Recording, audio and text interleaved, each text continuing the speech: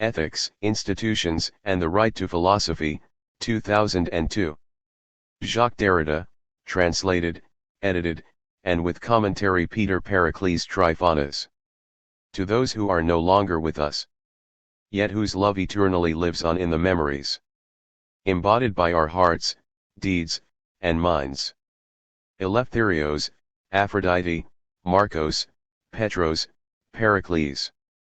Ekaterini, Georgios, Georgia. Prologue.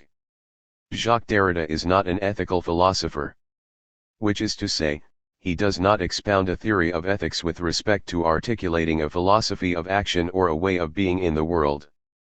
And yet, Derrida has always been concerned with ethics as the responsibility we bear to recognize the difference of the other. Deconstruction weighs in heavily here.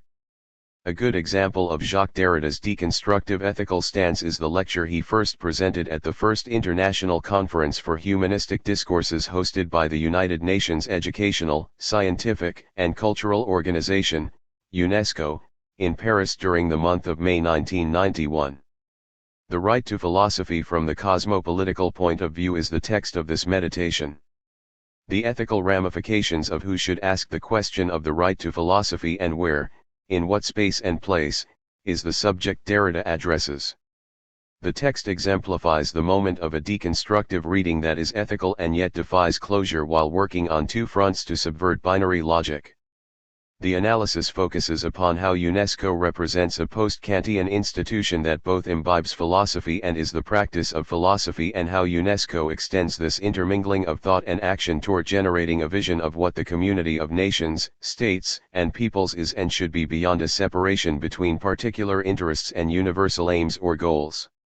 Its combining of constation with performativity gives rise to the possibility of revisioning the global condition from a cosmopolitical point of view as an institution that is at the crossroads of a past historicity and a future history. Immanuel Kant had predicted the possibility of UNESCO's founding, but this is only of secondary importance given the magnitude of its mission to safeguard democracy and access to public education, and therefore also, the right to philosophy.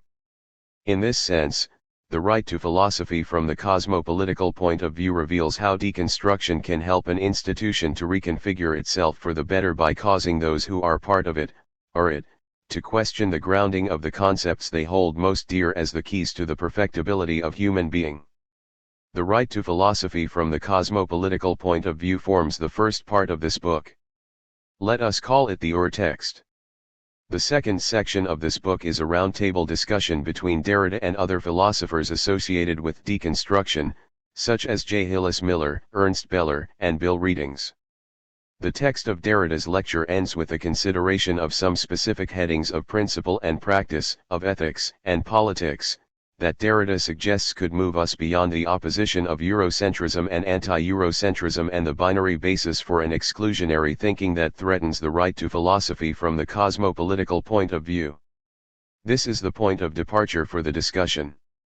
The last third of the book looks into the future of philosophy, through the historicity of its past. It takes up the questions that arose in the roundtable discussion regarding what has become of philosophy and the right to knowledge, the right of knowledge and its pedagogical rights after the hermeneutical violence of deconstruction upon the archive of Western epistemology resulting in the death of metaphysics. It presents a wider reading of Jacques Derrida's writing on the subject that seeks to resist and alter the contention that philosophy is dead by implicating it with the ethical question of the right to philosophy. Is there any good reason why we should protect and conserve the past and present of metaphysics while building upon the horizons of its excesses and limitations in order to look forward to a future for thinking? The section deals with the question of what philosophy is and how it includes the other within the historicity of its corpus to betray the image of itself as Western ideology. The attempt here is to break down the misinformed generalizations and stereotypes of deconstruction, for example, that it leads the call for a recognition of the end of metaphysics, when it does exactly the opposite by acting upon the desire to bring its history into the future. This, of course, involves an ethics of practice, a teaching and a learning that does not recognize the end of philosophy but does acknowledge its closure as metaphysics. The problems of community, democracy, and representation are addressed with respect to the reconfiguring and rechanneling of the violence against the archive of the West beyond the act of false mourning and a mocking remembrance of a simple, teleological death without the persistence of memory in the spatio-temporal hereafter. The right to philosophy from the cosmopolitical point of view, the example of an international institution. Jacques Derrida. Translated by Peter Pericles Tryphonas. The problematic that constitutes the charter of our international meeting compels us to take into consideration, at least by way of example, two types of relation. The inter-institutional relation among universities or research institutes on the one hand, and among international institutions of culture, governmental or non-governmental, on the other. The particular interdisciplinary relation between philosophy, the arts, the sciences, and the humanities.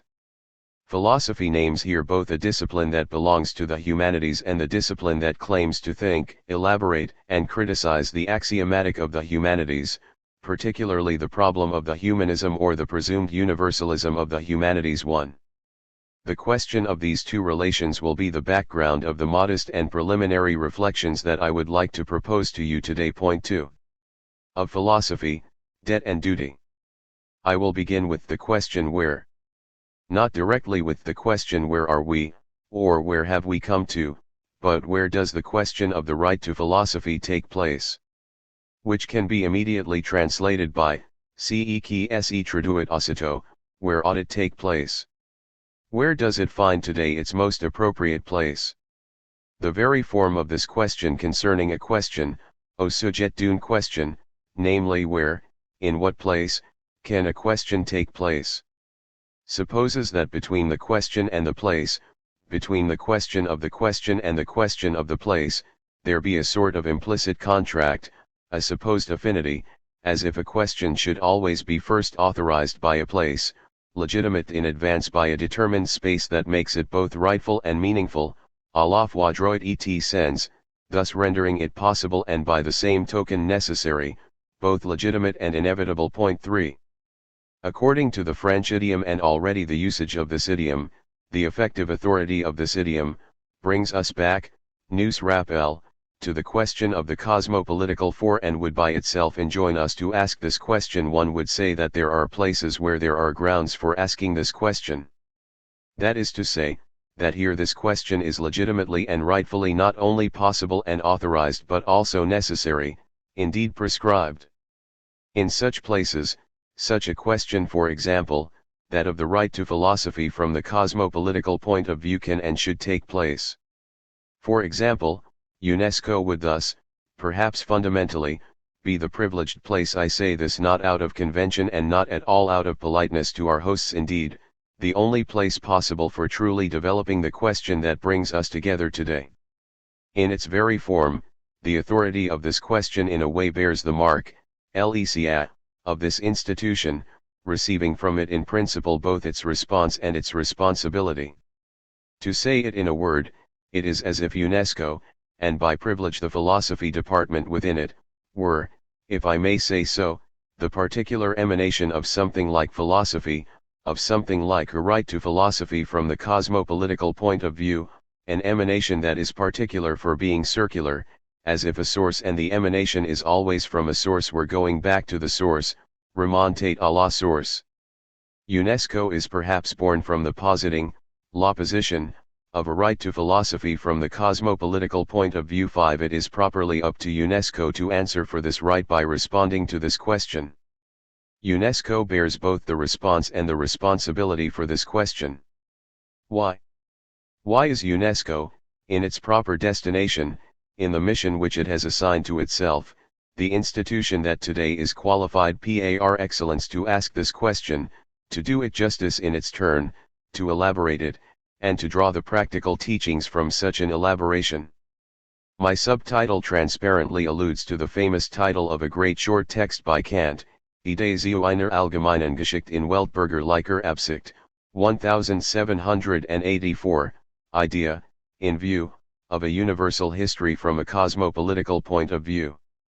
As we know, this brief and difficult text belongs to that ensemble of Kant's writings that can be described as announcing, that is to say, predicting, prefiguring, and prescribing a certain number of international institutions that only came into existence, qui nontvu jour, in this century, for the most part after the Second World War. These institutions are already philosophemes, as is the idea of international law or rights that they attempt to put into operation. They are philosophical acts and archives, philosophical productions and products, not only because the concepts that legitimate them have an assignable philosophical history and therefore a philosophical history that is inscribed in UNESCO's charter or constitution, but because, by the same token and for that very reason, such institutions imply the sharing of a culture and a philosophical language. From that moment on, they are committed to make possible, first and foremost by means of education, the access to this language and culture. All the states that adhere to the charters of these international institutions commit themselves, in principle, philosophically, to recognize and put into operation in an effective way something like philosophy and a certain philosophy of rights and law, the rights of man, universal history, etc. The signature of these charters is a philosophical act that makes a commitment to philosophy in a way that is philosophical. From that moment on, whether they say so or not, know it or not, or conduct themselves accordingly or not, these states and these peoples, by reason of their joining, par leur adhesion, these charters or participating in these institutions, contract a philosophical commitment therefore, at the very least, a commitment to provide the philosophical culture or education that is required for understanding and putting into operation these commitments made to the international institutions, which are, I repeat, philosophical in essence.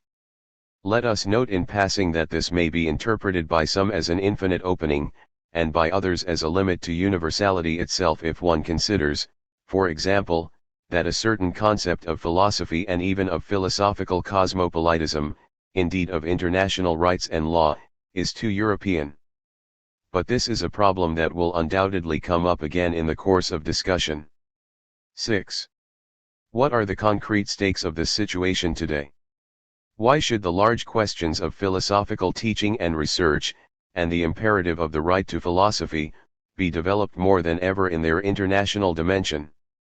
Why are the responsibilities to be assumed no longer simply national, less national today than ever, and even less tomorrow than ever, in the 21st century?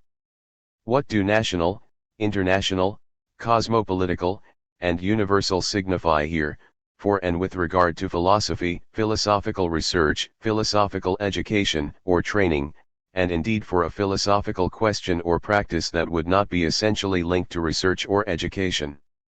A philosopher is always someone for whom philosophy is not given, someone who in essence must question the self about the essence and destination of philosophy. And who reinvents it? It is necessary to recall this fact even if it seems trivial or too obvious. For such a situation and such a duty are more particular than it seems, and this can lead to redoubtable practical consequences. The existence of places such as UNESCO, that is, of international institutions that not only imply a philosophy indeed, imply philosophy in the discourse, and I would even say in the language, of their charter, but have also deemed, Jacques, it necessary to endow themselves, des d'autres, with a specialized department of philosophy. Which is not at all self-evident and which recalls the whole debate, open ever since Kant's The Conflict of Faculties. Why would an essentially philosophical institution need a department of philosophy?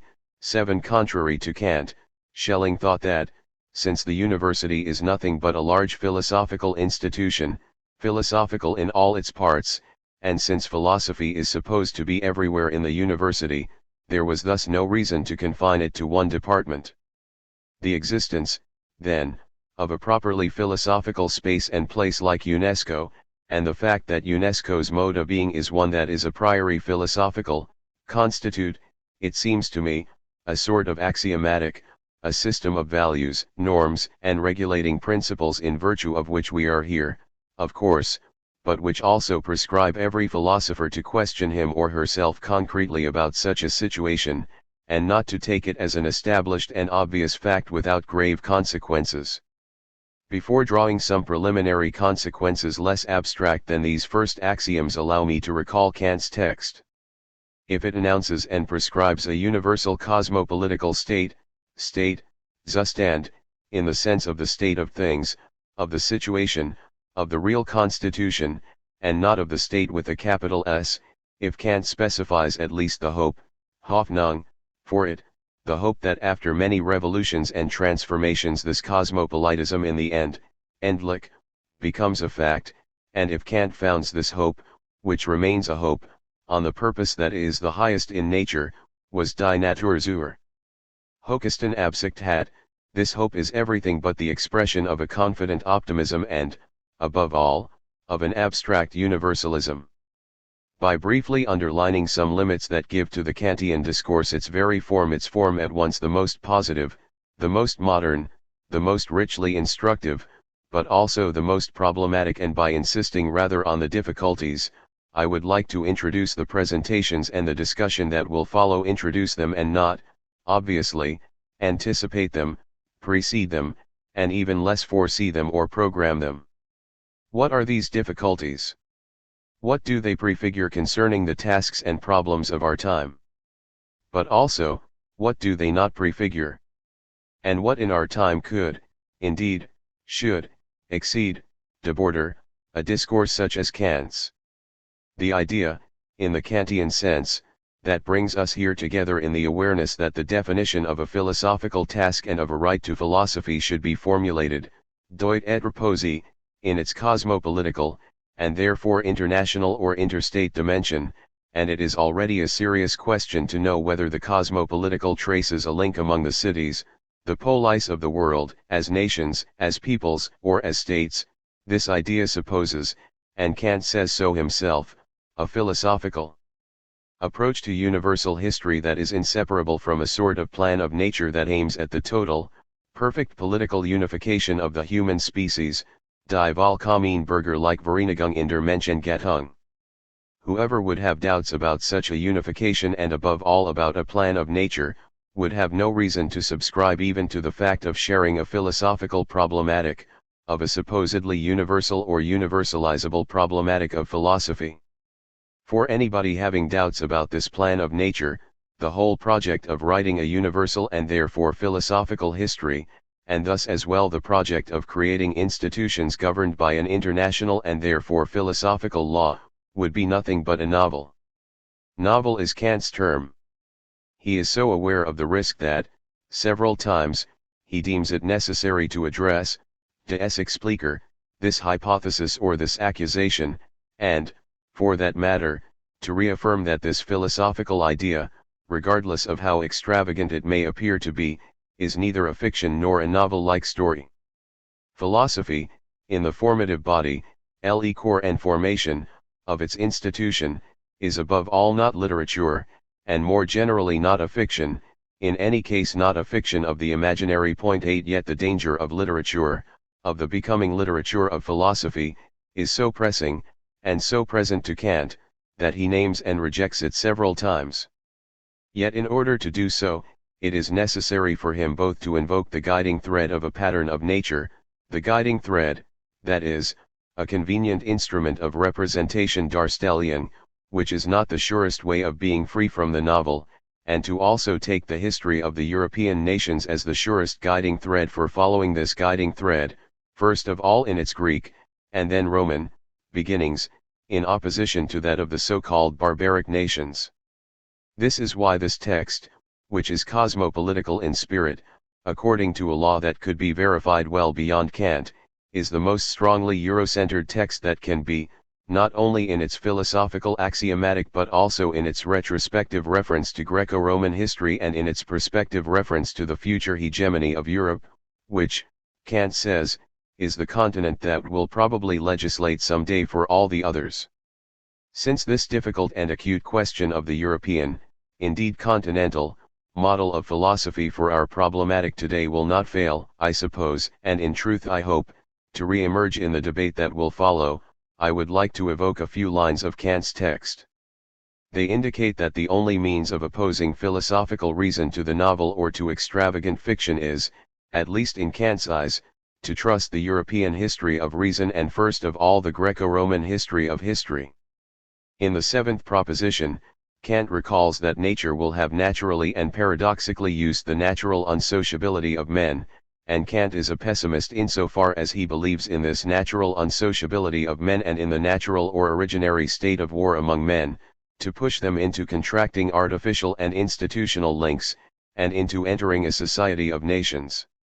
Nature has thus again used the unsociability, ongezalieit, unvertraagzaamheid, of men, and even the unsociability among the large societies and political bodies which human beings, creatures, construct and are given to, as a means of forging a state of calm and security from their inevitable antagonism.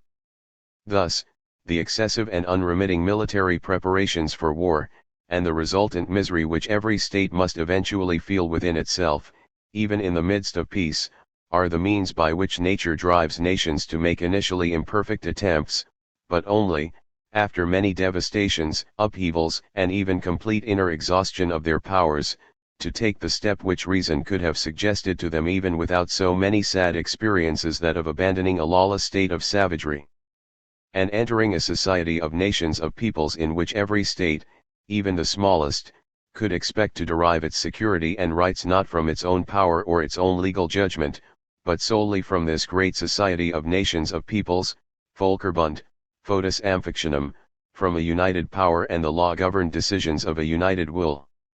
However novel-like, more precisely, however exalted, enthusiastic, Schwärmerisch this idea may appear, and it has been ridiculed as such when put forward by the Abbé Saint-Pierre and Rousseau, perhaps because they believed that its realization was imminent, it is nonetheless the inevitable outcome of the misery in which men involve one another. For this distress must force the states to adopt exactly the same resolution, etc. 9. The logic of this teleology is that we ought to be grateful to nature, and Kant literally says so, for having created us so naturally, so originarily unsociable and so scarcely philosophical, in order to push us through culture, art, and artifice, Kunst, and reason, to make the seeds of nature blossom. Point 10. That which resembles a novel-like story yet isn't one, that which in truth is but the very historicity of history, is this ruse of nature. Nature makes use of the deter of violence and of primitive, thus natural, unsociability in order to aid reason and thereby put philosophy into operation through, à travers, the society of nations.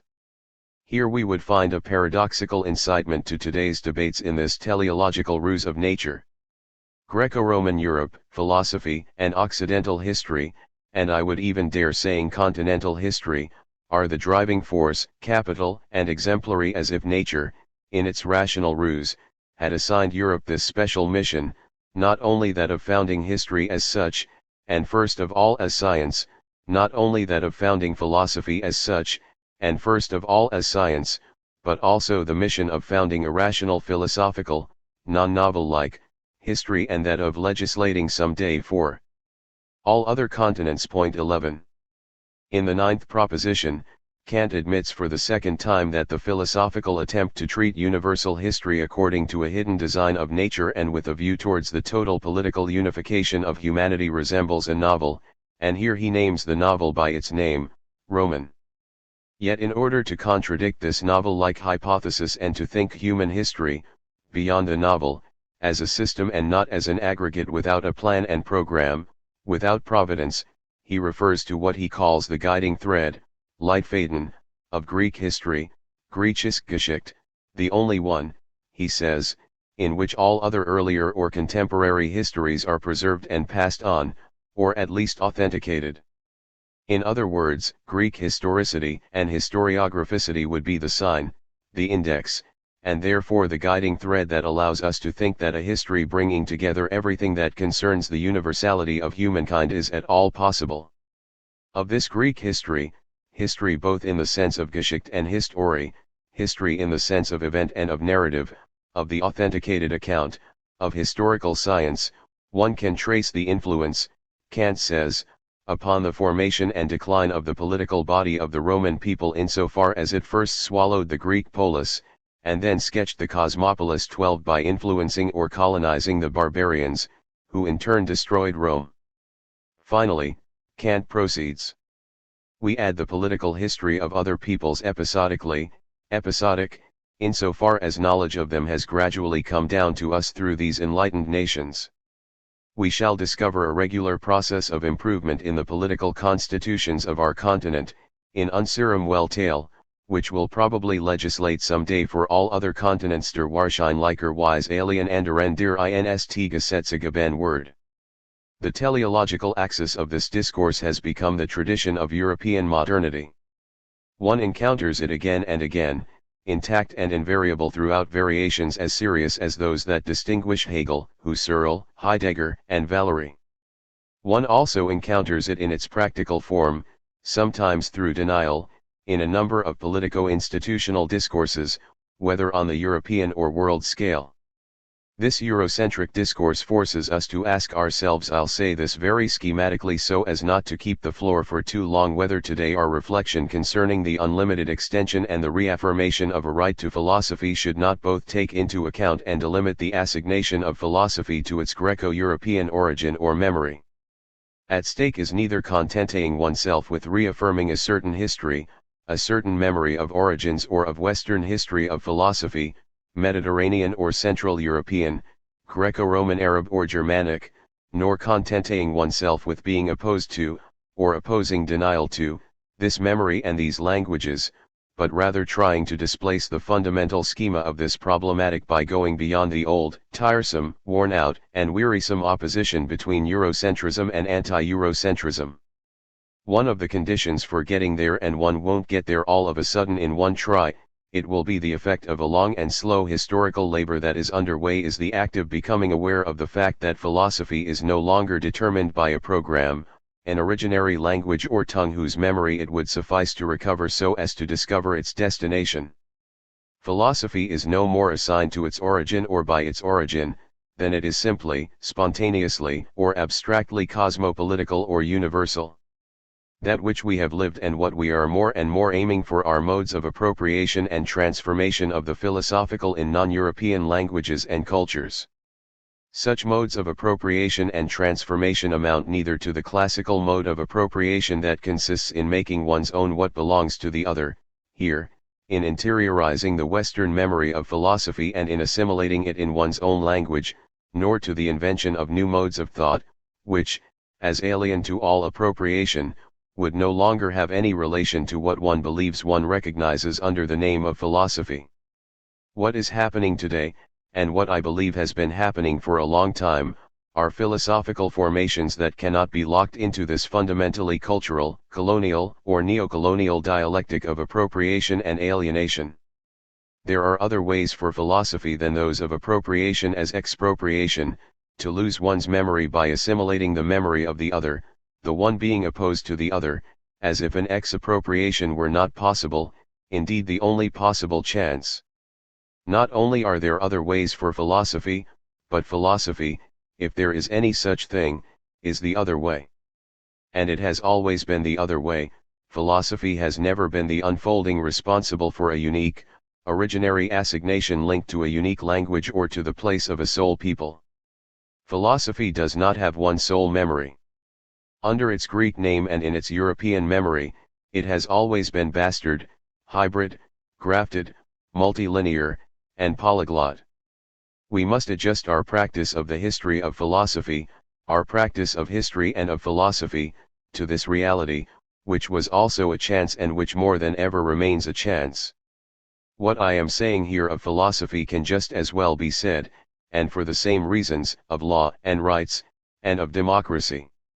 In philosophy as elsewhere, Eurocentrism and anti-Eurocentrism are symptoms of a colonial and missionary culture.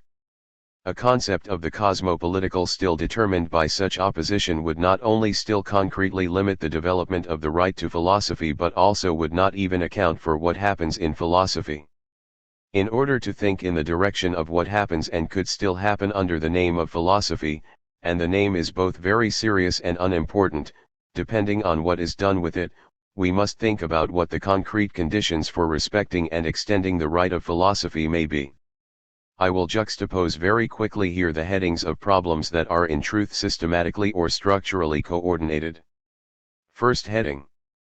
whoever thinks that he has to make the right to philosophy from a cosmopolitical point of view be respected, accorded, and extended should take into account what is but also what has always been the competition among several philosophical models, styles, and traditions that are linked to national or linguistic histories, even if they can never be reduced to effects of a nation or a language. To take the most canonical example, which is far from being the only one and which itself includes numerous sub-varieties, the opposition between the so-called continental tradition of philosophy and the so-called analytic or Anglo-Saxon philosophy is not reducible to national limits or linguistic givens.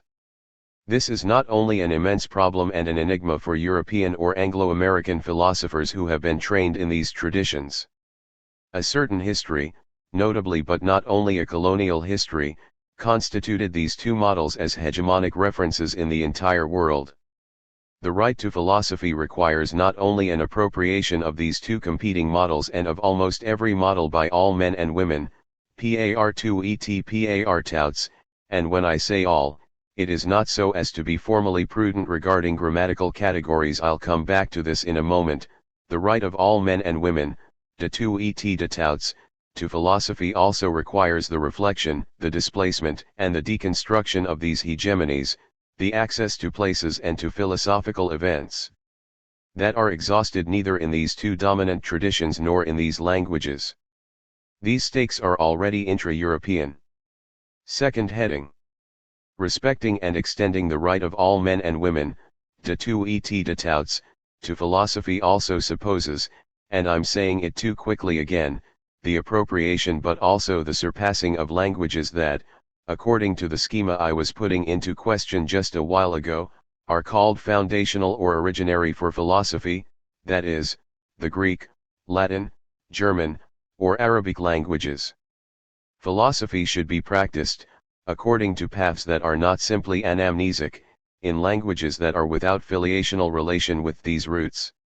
If the most often hegemonic extension of this or that language, in an almost all-powerful way, and I mean the extension of English, can serve as a vehicle for the universal penetration of the philosophical and of philosophical communication, philosophy demands, by the same token and for that very reason, that we liberate ourselves from the phenomena of dogmatism and authority that language can produce. It is not a matter of removing philosophy from language and from what ties it forever to the idiomatic. It is not a matter of promoting an abstractly universal philosophical thought that does not inhere in the body of the idiom, but on the contrary of putting it into operation each time in an original way and in a non-finite multiplicity of idioms, producing philosophical events that are neither particularistic and untranslatable nor transparently abstract and univocal in the element of an abstract universality. With the sole language, it is always a philosophy, an axiomatic of philosophical discourse and communication, that imposes itself without any possible discussion. I would say something analogous, or in any case stemming from the same logic, for science and technology. It goes without saying that the development of sciences and technologies, whether theoretical physics, astrophysics, or genetics, computers or medicine, be they in the service of economy or even of military strategy, or not, breaks open the path, frage, for better or worse, for a cosmopolitical communication, and as such opens the ways, through scientific research yet also through epistemology or the history of the sciences, for what in philosophy will have been, and always has been, in solidarity with the movement of science, in different modes. The hypothesis or the wish that I would be tempted to submit to the discussion is that, while taking into account or taking charge of this progress of the sciences in the spirit of a new era of enlightenment for the coming new millennium, and in this respect I remain Kantian, a politics of the right to philosophy for all men and women, de touts, might be not only a politics of science and of technology but also a politics of thought that would yield neither to positivism nor to scientism nor to epistemology, and that would discover again, on the scale of new stakes, in its relation to science but also to religions, and also to law and to ethics, an experience that would be at once provocation or reciprocal respect but also irreducible autonomy. In this respect, the problems are always traditional and always new, whether they concern ecology, bioethics, artificial insemination, organ transplantation, international law, etc. They thus touch upon the concept of the proper, of property, of the relation to self and to the other within the values of subject and object, of subjectivity, of identity, of the person, that is, all the fundamental concepts of the charters that govern international relations and institutions, such as the international law that is, in principle, supposed to regulate them. Considering what links science to technology, to economy, to politico-economic or politico-military interests, the autonomy of philosophy with respect to science is as essential for the practice of a right to philosophy as the autonomy with respect to religions is essential for whoever wants philosophy not to be off limits for anyone, man or woman, any soite antir dia akan et akun. I am alluding here to what, in every cultural, linguistic, national, and religious area, can limit the right to philosophy for social, political, or religious reasons, for belonging to a class, age, or gender, or all of that at once. I'll take the risk here of affirming that, beyond what would link philosophy to its Greco-European memory, or to European languages, even beyond what would link it to an already constituted Western model of what one calls, in Greek, democracy, it seems to me impossible to dissociate the motif of the right to philosophy from the cosmopolitical point of view from the motif of a democracy to come without linking the concept of democracy to its past givens and even less to the facts classified under this name, all of which hold within themselves the trace of the hegemonies that I mentioned more or less directly. I do not believe that the right to philosophy, which an international institution like UNESCO is duty-bound to uphold and to extend in its effectiveness, is dissociable from a movement of effective democratization. You can easily imagine that what I am saying here is everything but an abstract wish and conventional concession to some democratic consensus. The stakes have never been as serious in today's world, and they are new stakes, calling for a new philosophical reflection upon what democracy and, I insist, the democracy to come, may mean and be. Not wanting to be too lengthy in this introduction, I'll wait until the discussion to say more on this subject. Third heading.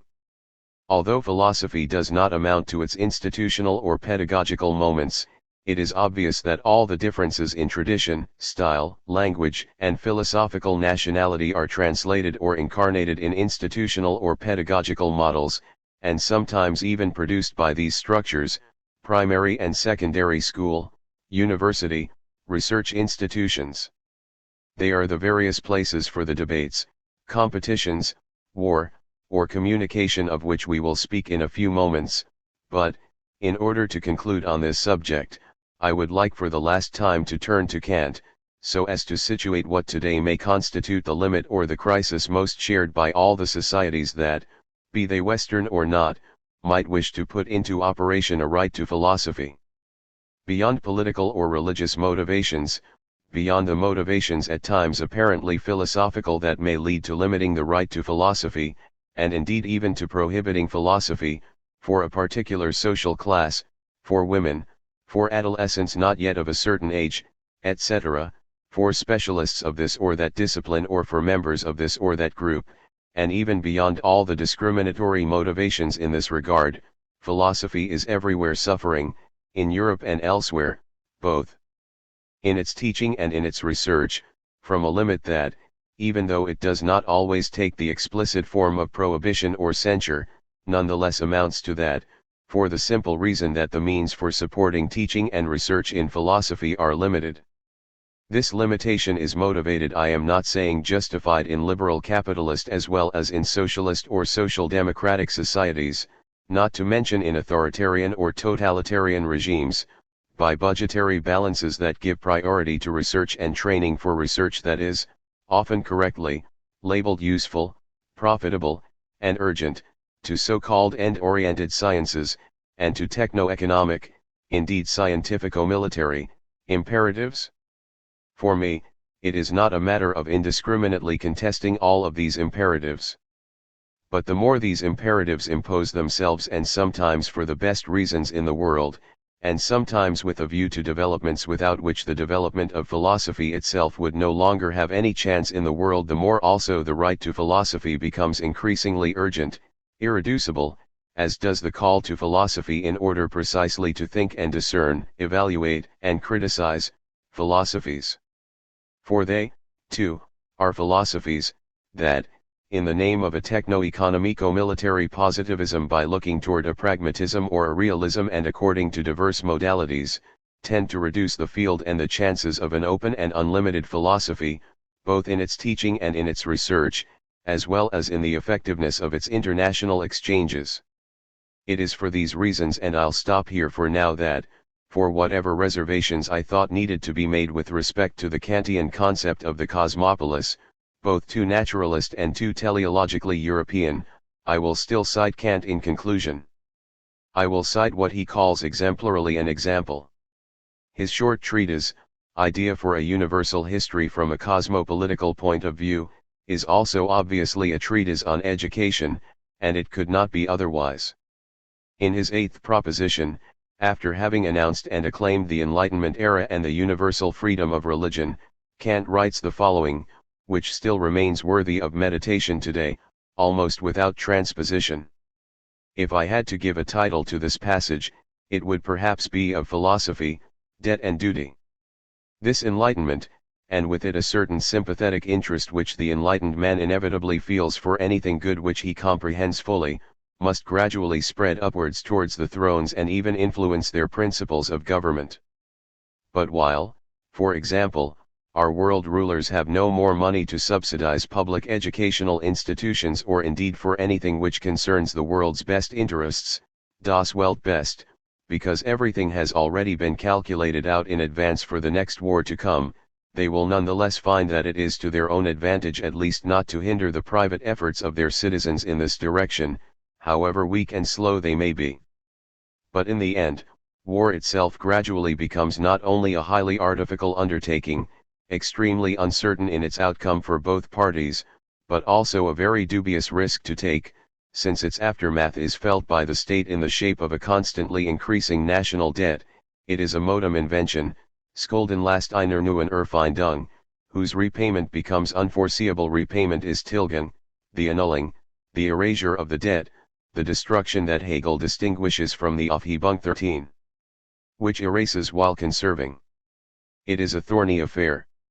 At the same time, the effects which an upheaval in any state produces upon all the others are so perceptible, where all are so closely linked in our continent by trade, that these other states are forced by their own insecurity to offer themselves as arbiters, albeit without legal authority, so that they indirectly prepare the way for a great political body of the future, for which the past world has no example to show.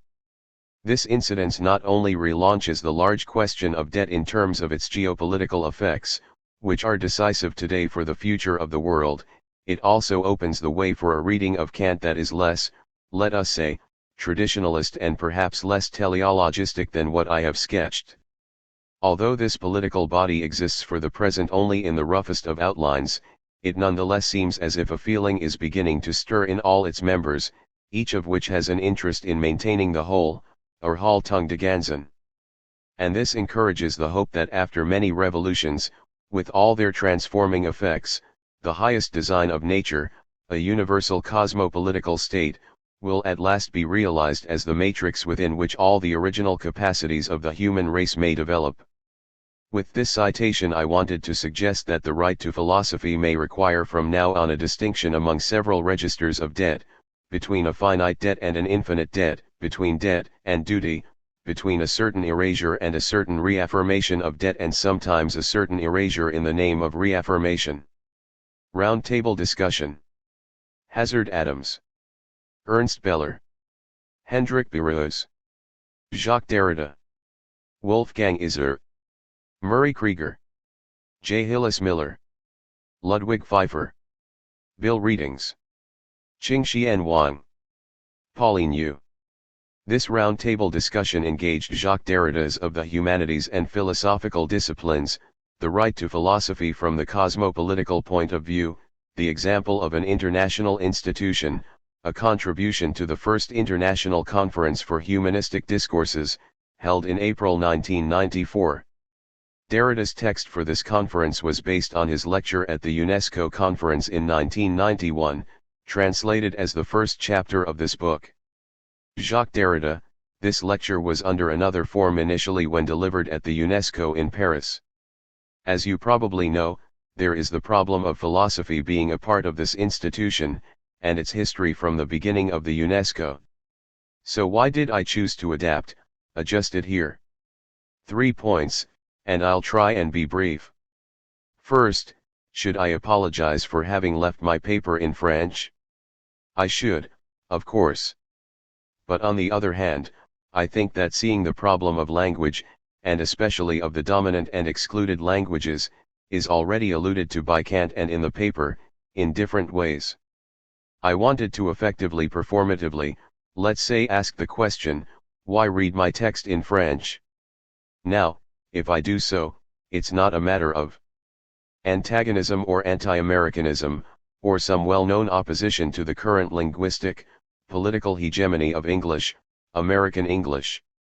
It's because, on the one hand, I think that our conference, our project, bears witness to the fact that the Anglo-American is and will remain our medium in our discussions. Why is it so? How can we account for that? Usually, although it's a well-known phenomenon that today Anglo-American is the universal language, the only universal language, effectively the reasons why it is so are not clear, not simply a question of political or economic power. We should account for that, and have responsible answers to this current hegemony. I say this all the more in the spirit of, let's say, friendship to Anglo-American language, but I think that this hegemony is even a problem for the Anglo-American speakers. Each time I have to enter this debate, we all have to do that, I insist on the fact that the threat, if there is a threat, is not only a threat to other languages. It's also a threat to English, to some experience of English. Second point. I thought I should put philosophy on the table because so far it's literature which has been privileged. So my questions about philosophy in this context are 7. First, as a discipline. Can we say that philosophy as a discipline is part of the humanities, or not?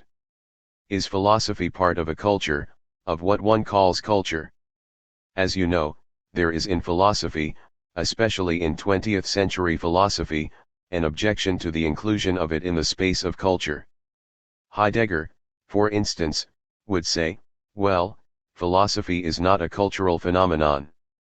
When we speak of culture, we have immediately to do with multiple differences in history, in the history of the arts, and so on and so forth, whereas philosophy is like science, in that the project of philosophy is, as a project, universal.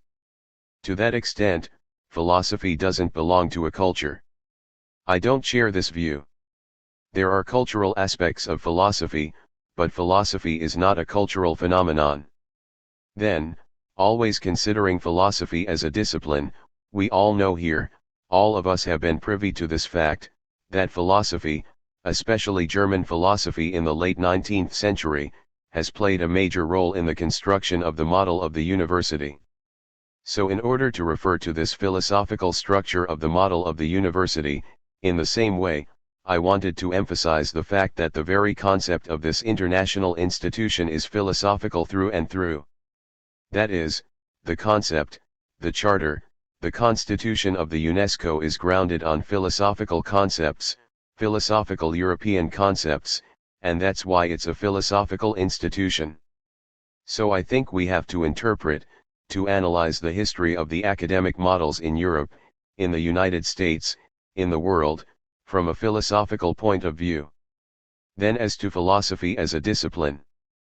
As we know, the place and the extension given philosophy in different cultures, and even in the West, in different nations, different systems of education, are different, but they have something in common today.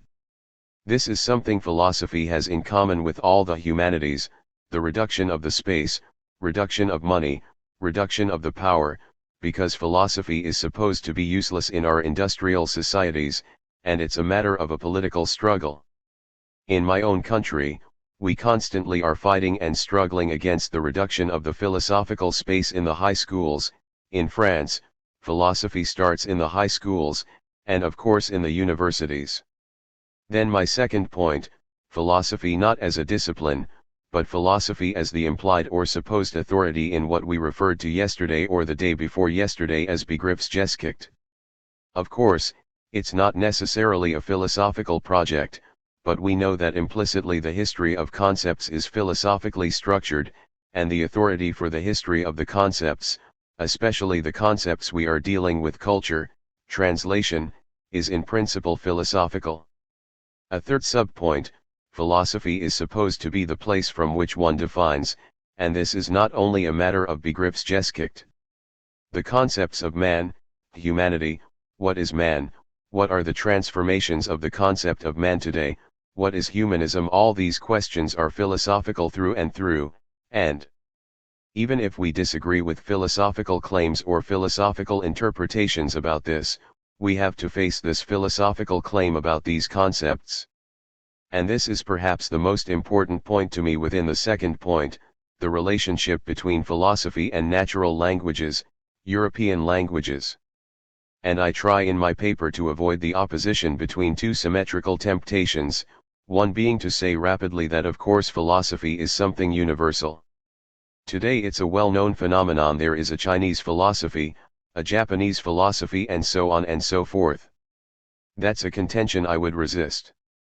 I think there is too much specifically European, specifically Greek in philosophy to simply say that philosophy is something universal.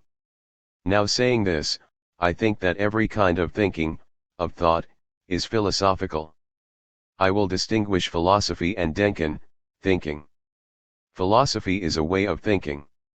It's not science. It's not thinking in general. So when I say, well, philosophy has some privileged relationship with Europe, I don't say this Eurocentrically, but to take history seriously. That's one temptation, to say philosophy is universal.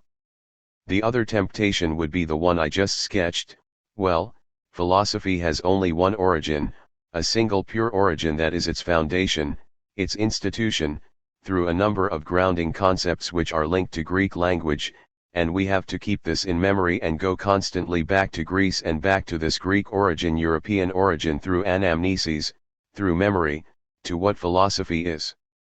This is a symmetrical temptation which I would like to avoid.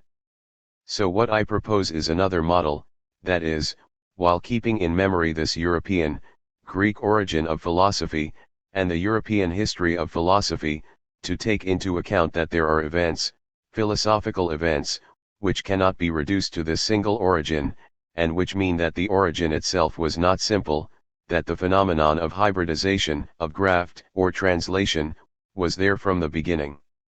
So we have to analyze the different philosophical events today, in Europe and outside of Europe. This avoids at the same time Eurocentrism and simple-minded anti-Eurocentrism. That would be the last subpoint in the second point.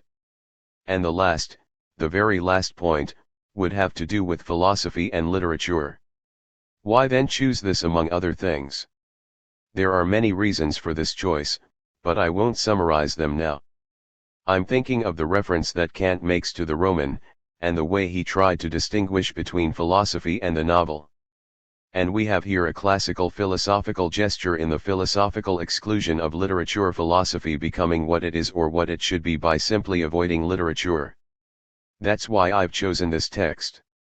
The way Kant tries to avoid literature or the novel Roman is precisely a reference to Greek history. He says, in order to contradict this Romanesque hypothesis and to think the human history, beyond the novel, as a system and not simply as an aggregatsans plan, a programless aggregation, or composition, then we have to follow the living thread of Greek history, the only one which transfers or translates, transmet, all the other histories which have been prior or contemporaneous. So it's again through reference to the Greek origin that Kant claims that indeed one can, of course, purify philosophy of literature. And I think this might be one of the places for discussion here. Ernst Beller, well, my task is now to respond to you, and I will do this by outlining a number of topics we might like to discuss and to which you might like to respond, but I will also refer back to your paper not by way of summarizing it, just by picking something here and there. And what I consider most important in the first place, it would be my first point, in your paper and in your presentation, is that it puts philosophy onto the agenda for a group that is usually inclined to deny the difference between philosophy and literature. Of course, what you articulate is a special type of philosophy. It is not the systematic type of philosophy as Kant develops it in his critiques. It is more philosophy in the sense of his popular writings, namely, the writings on faculties, on history, that is, a type of philosophy that he himself defines as Weltweisheit, world wisdom.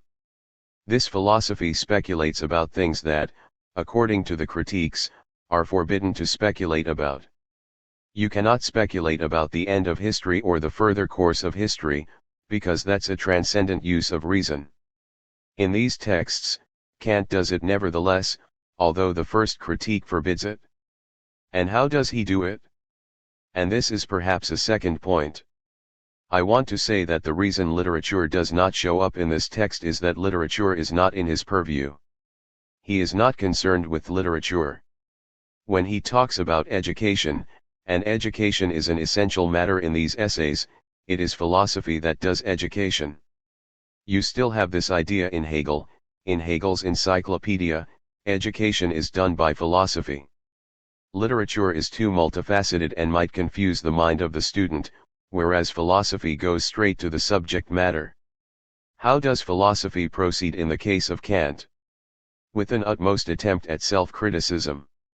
The end state of history, the cosmopolitan state, is not just around the corner. This is a long, arduous process in which we are involved. Kant uses terms like infinite progress, progress without end, for that. Only toward the end can we vaguely perceive what will come. This is what Kant puts in as self-critique of his own attempt. It's arduous. You have described this on the basis of the model of nature. Hegel calls it schlecht Unendlichkeit, bad infinity, poor infinity, because it does not articulate itself, it does not come to an end. The final state of cosmopolitanism is never there, it's in the process of becoming and will perhaps never be achieved. This is an important point, in my opinion, which is also contributing to the overcoming of Eurocentrism and of finding a position beyond what you call the antithesis of Eurocentrism, that is, an anti-Eurocentrism. It's precisely this moment of eternal becoming, I would say, that matters for Kant. Let me describe this a bit. Kant would say, these are my words, yes, I am Eurocentric. Yes, I am deriving from Greek history and I am nationalistic. However, I have now reached a point in history when this appears to be over, when the moment has come to turn cosmopolitan, and to turn away from nationalism. However, this won't be achieved in one moment. This will be an infinite process, and during the course of this process, we will always encounter new hindrances, new obstacles which we have to overcome. This is how I would try to rephrase Kant's attempt at overcoming Eurocentrism, namely, by describing a process that is infinitely going on. One last point, the development of all originary faculties, or dispositions, of the human mind. This state is not just to be enjoyed socially for Kant. No, that would be Hegelian, or Marxist. This state is also to be enjoyed on the individual level. The development of all the potentialities of the individual is of course also for the benefit of the infinite process. These are some of the themes that I would like to articulate before I open the discussion. Derrida, thank you for what you just said. First, you noticed the question that I ask at the end of my paper, no money, there is no money. What will the state sponsor, given the military investment, and so on? I think it's a question which is a current one.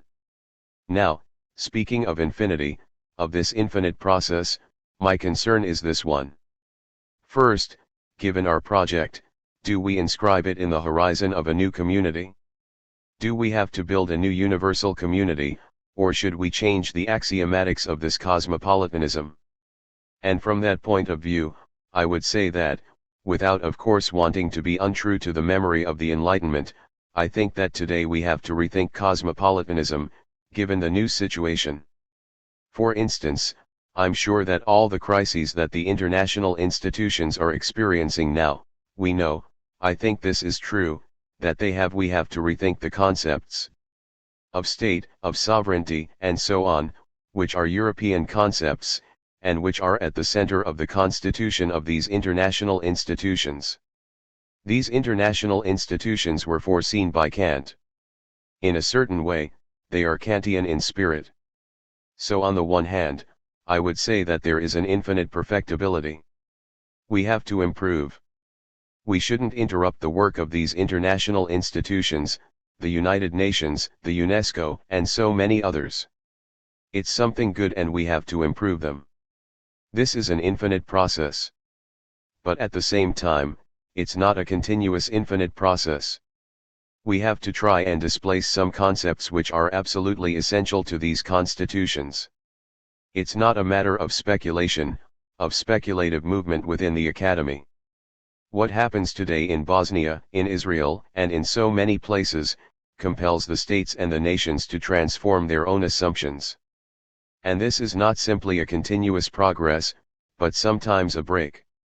In the concept of state, in the concept of internationality, in the concept of citizen of the world, and so on and so forth. To do this, we need philosophy. That's why the question of teaching philosophy is not simply a question for teachers and pupils. It's a worldwide political question.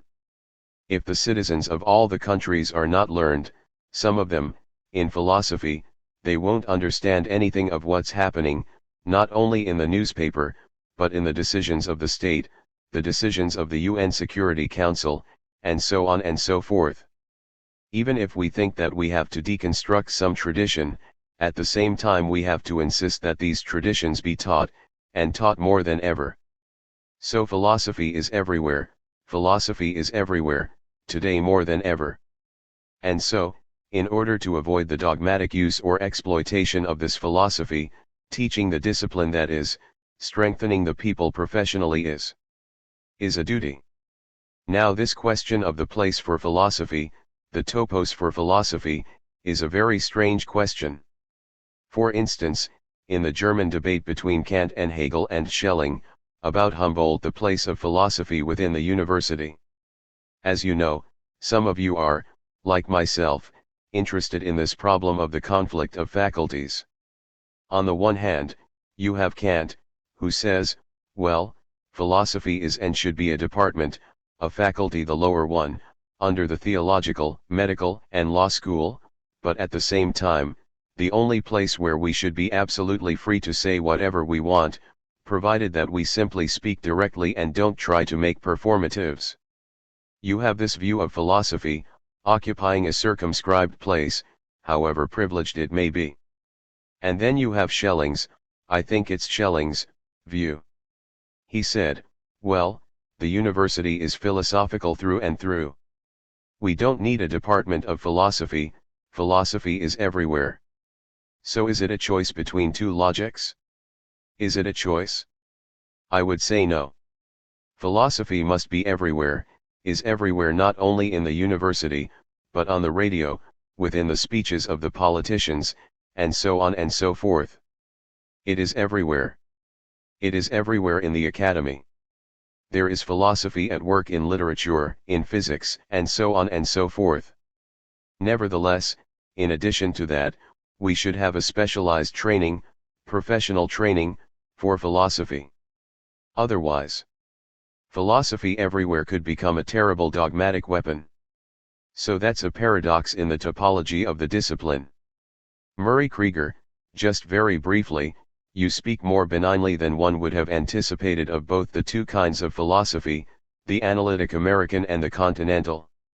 And certainly the problem of where philosophy is on the menu, and whether it's part of the agenda of humanistic discourses obviously rests on the relative hegemony of the analytic, Anglo-American tradition, which has held power up until now and probably for some time to come, given the nature of academic politics in the United States.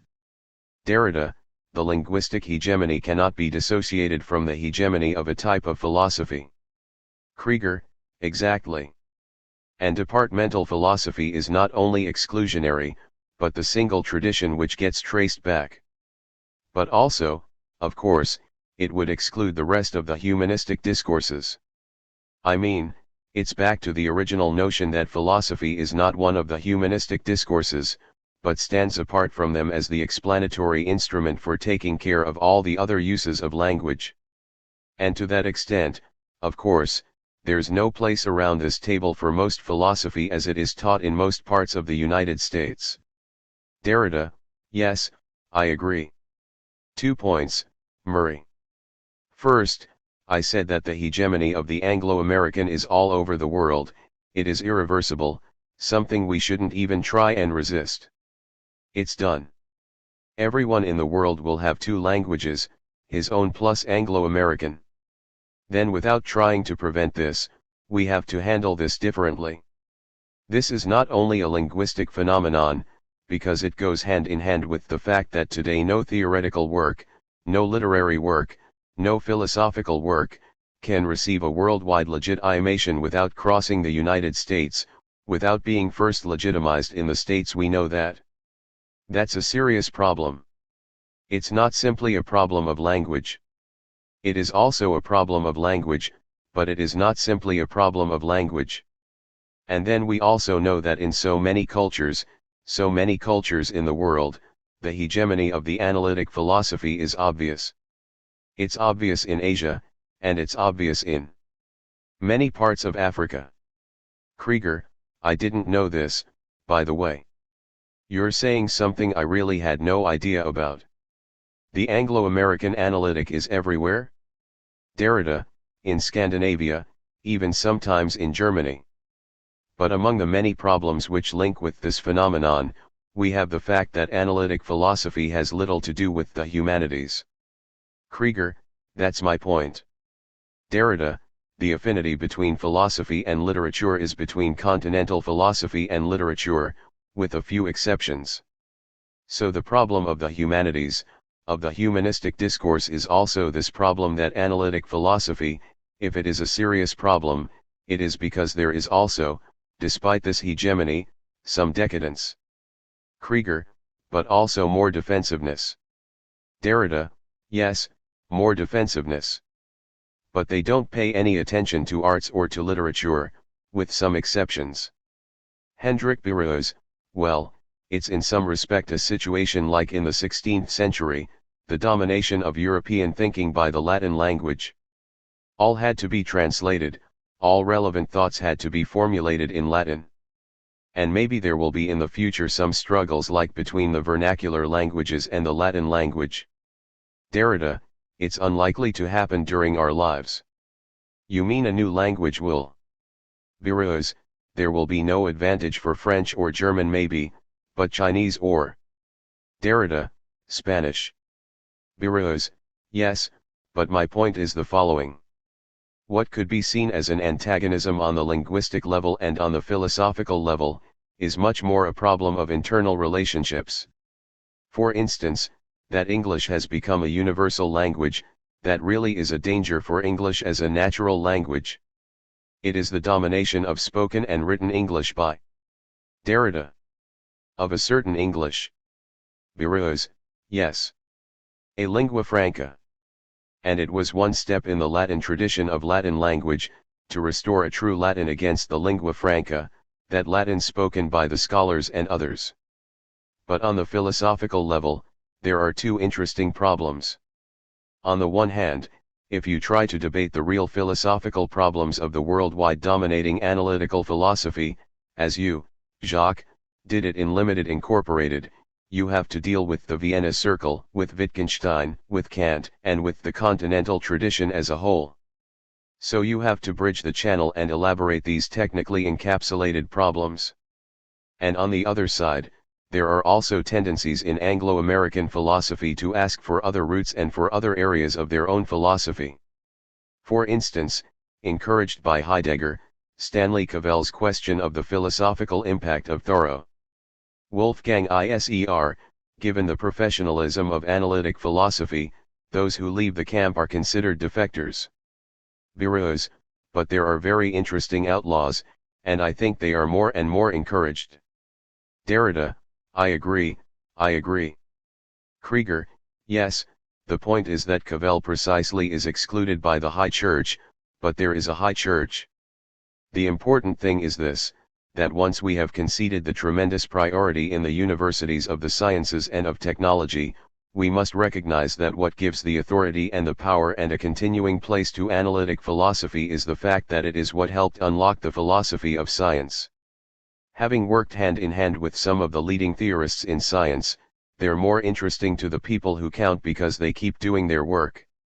What they do with respect to us and the fact that they're not interested in sitting with us or in dealing with the kind of works that we read, is not going to bring them down because they have the key to the door that opens to the palace, and we don't. Bureaus, but that is not a philosophical question, and I asked for philosophical questions. Krieger, I know. But probably one other point about ours being the lingua franca, when you spoke of the disadvantage that is for us, the biggest disadvantage is one that we've all talked about, the fact that it creates a nation of persons who speak one language. Jacques said everybody around the world is going to speak two languages, his own and English. And the result is that here we are trying to discover cross-cultural relations, and we have an entire country without the languages to carry out any of them.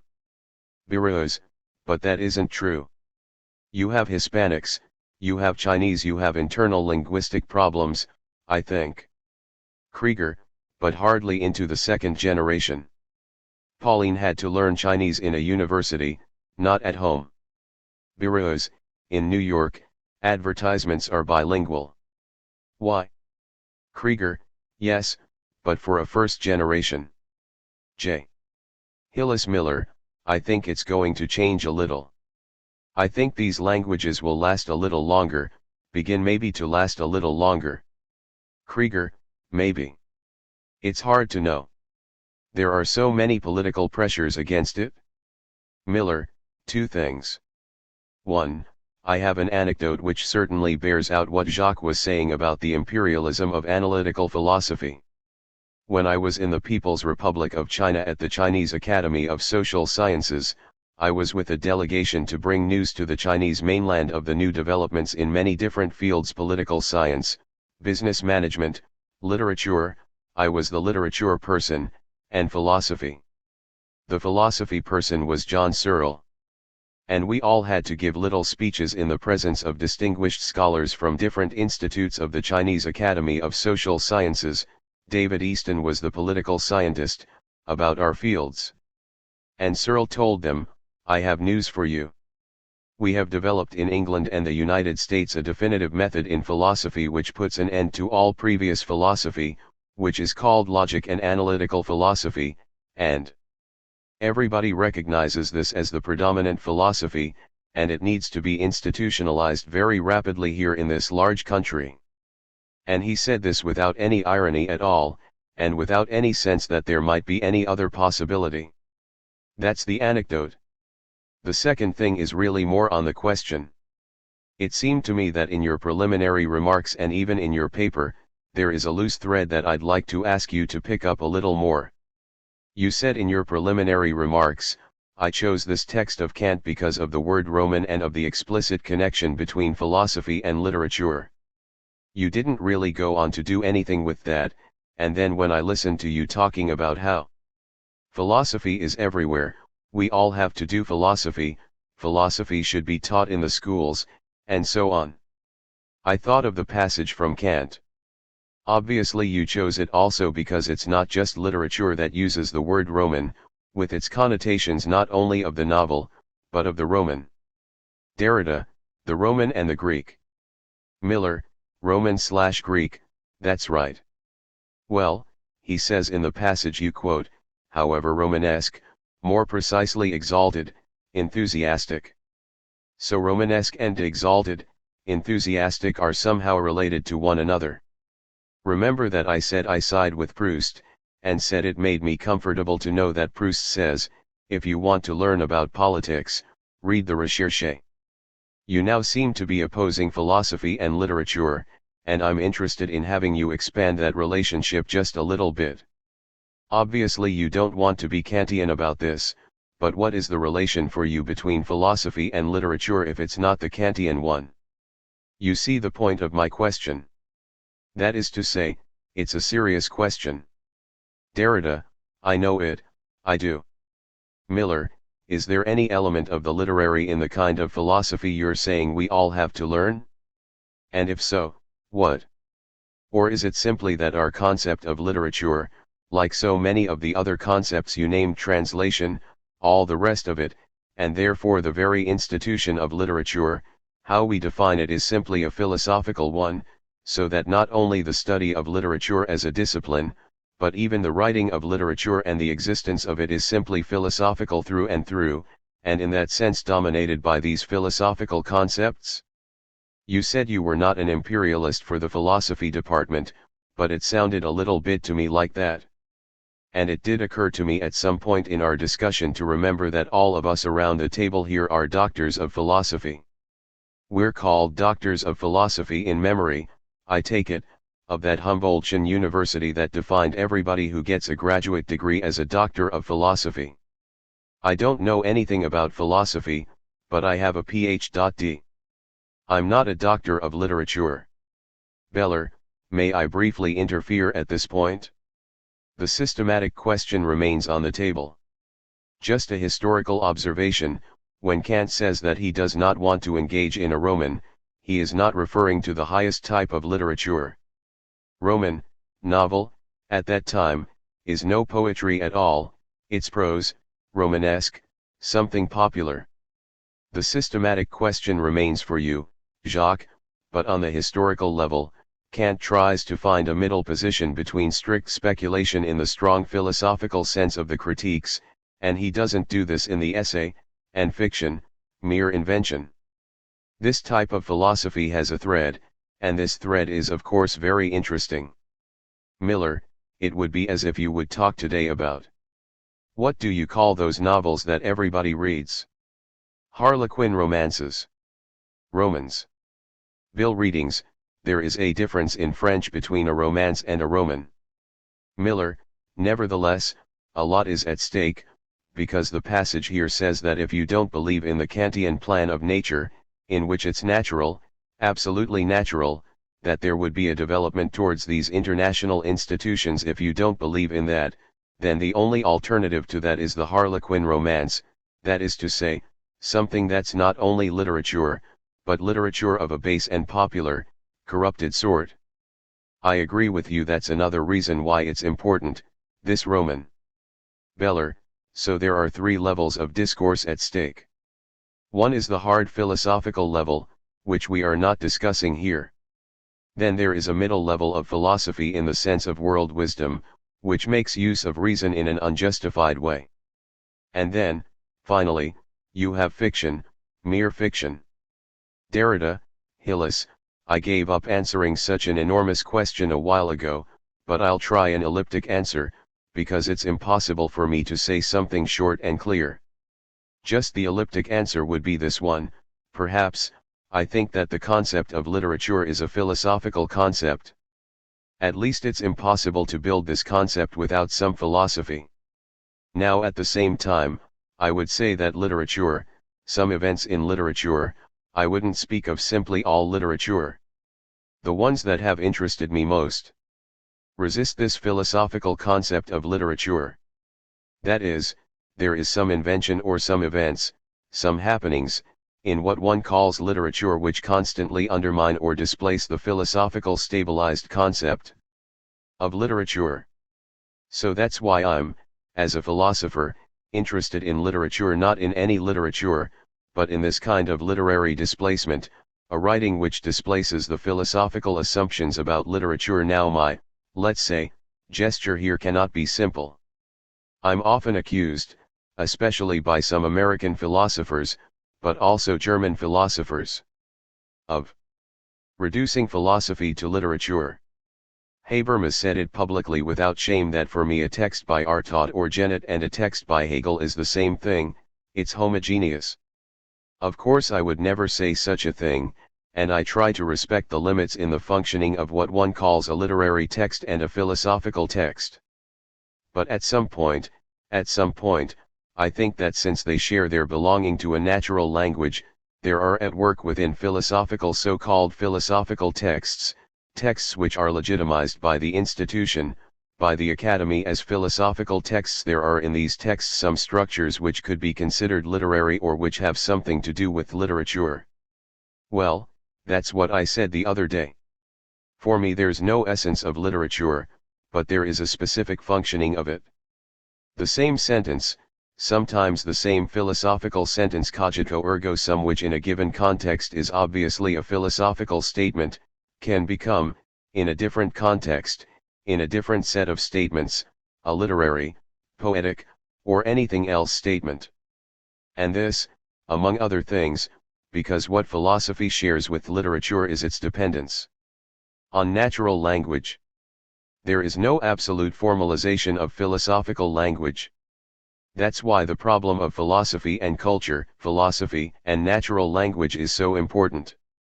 So I want to be free to respect the distinction, the rigorous distinction between philosophy and literature, and at some point to examine what in literature is philosophical.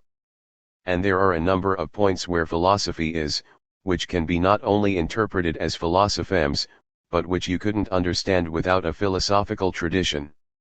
Wordsworth, you can't read Wordsworth without knowing a lot of philosophy as such. The same with Baudelaire, with Mallarmé, of course. And on the other side, there are in philosophical discourse poetic events, and there are poetic inventions in the very act of thinking philosophically. So for me it's very complicated, so I give up really on answering such a question, at least in so brief a time. Hazard Adams, there are philosophers who have written on Wordsworth who would have been better off without their philosophy, I think. Miller, knowing some philosophy doesn't guarantee that you'll be a good Adams, And that raised the question of what we call the philosophical concept of literature. It seems to me that one of the problems, at least in my knowledge of the profession of philosophy, is that philosophical concept of literature has not changed much in response to literature's evasion of the concept. And that, in a nutshell, is one of the problems that we face in our relation to philosophy departments. Would you say that was true? Derrida, yes, I agree with you. Adams, the philosophical concept of literature hasn't changed much since what Plato said in the Republic about the war between philosophy and literature. And I think you can see that history continue right into the analytical school of philosophy. Derrida, I wouldn't say it hasn't changed at all, but the changes cannot match, of course, those in literature. Hegel's concept of poetry is not Plato's concept. Adams, if that is the case, then I'm not going to ask you a question it's impossible for you to respond to. Krieger, but your argument in general is that the philosopher's concept of any particular phenomenon is belied by what the phenomenon might do to exceed or violate it. You complain about their trying to have a philosophical concept of translation that would apply to all the different sorts of things that go by this word. The philosopher's concept of literature, you say, cannot stand up against the differential character of what happens, for example, in China, which might not be fittingly called literature at all. So what is the relation of the concept to the terms? Derrida, I would be inclined to generalize and say the same thing for everything, but without implying that a philosophical concept is something given by Plato and remaining in place. Krieger, yes. Derrida, there is a history of the philosophical concepts. Krieger, but there's always the struggle. Derrida. And philosophy tries to readjust itself to what's going on, to the movement of science, the movement of literature. So, this adjustment is historical.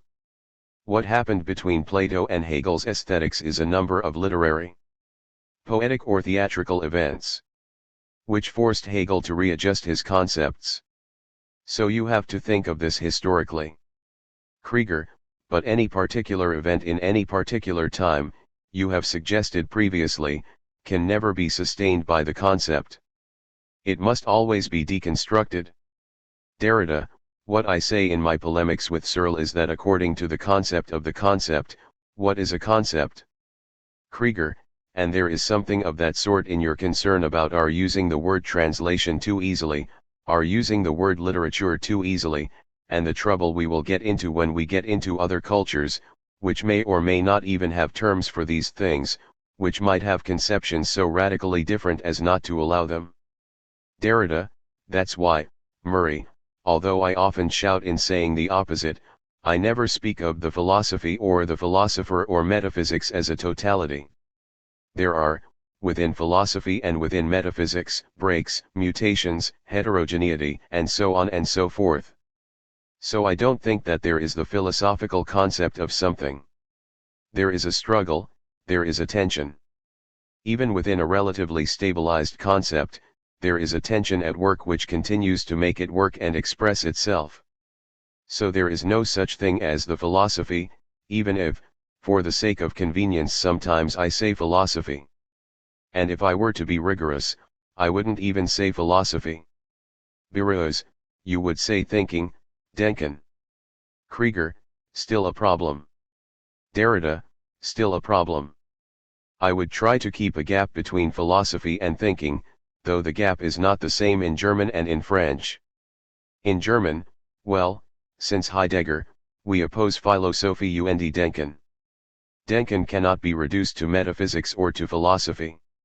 What Heidegger does with the opposition between Denken and Philosophie, or Denken and Denken, doesn't work in French.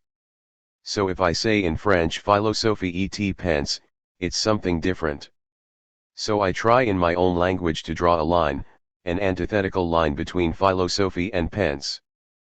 But it's not the same line. Although I've been inspired by Heidegger, it's not the same line as Heidegger's. Of course philosophy and thinking is closer to Heidegger than Philosophie et pense. Pense is another semantic regime.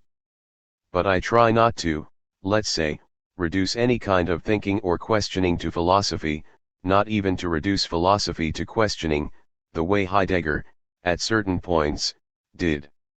Because, so you ask again the Heideggerian question of the relationship between philosophy and philosophical thinking as related to institutions and denken, thinking, pense, that is beyond or at least not defined by institutions. On the other hand, the opposition between literature and philosophy means two historically changing institutions. On the basis of these institutional limits, you can ask the questions of écriture in philosophy. Derrida, well, first, when Heidegger pays attention to philosophy as an institution, he doesn't mean all the time the academic institution. There is, of course, for him a close relationship between some sort of philosophy, especially the systematic, in the narrow sense of system, and the German academy. But there is a broader sense of institution, and in this broad sense philosophy is associated with an institution, but not necessarily with an academic institution. Now I wouldn't say, nevertheless, that thinking as such is free from any institution or institutional roots. There is no, on the one side, philosophy or philosophical institutions, and on the other side, free thinking. No. I think that thinking is always also compelled by institutional norms and forms, and displaces them. And sometimes it's within an institution, within the limits of an institution, that a philosophical or a thinking event may occur, then displacing the structure of the institution.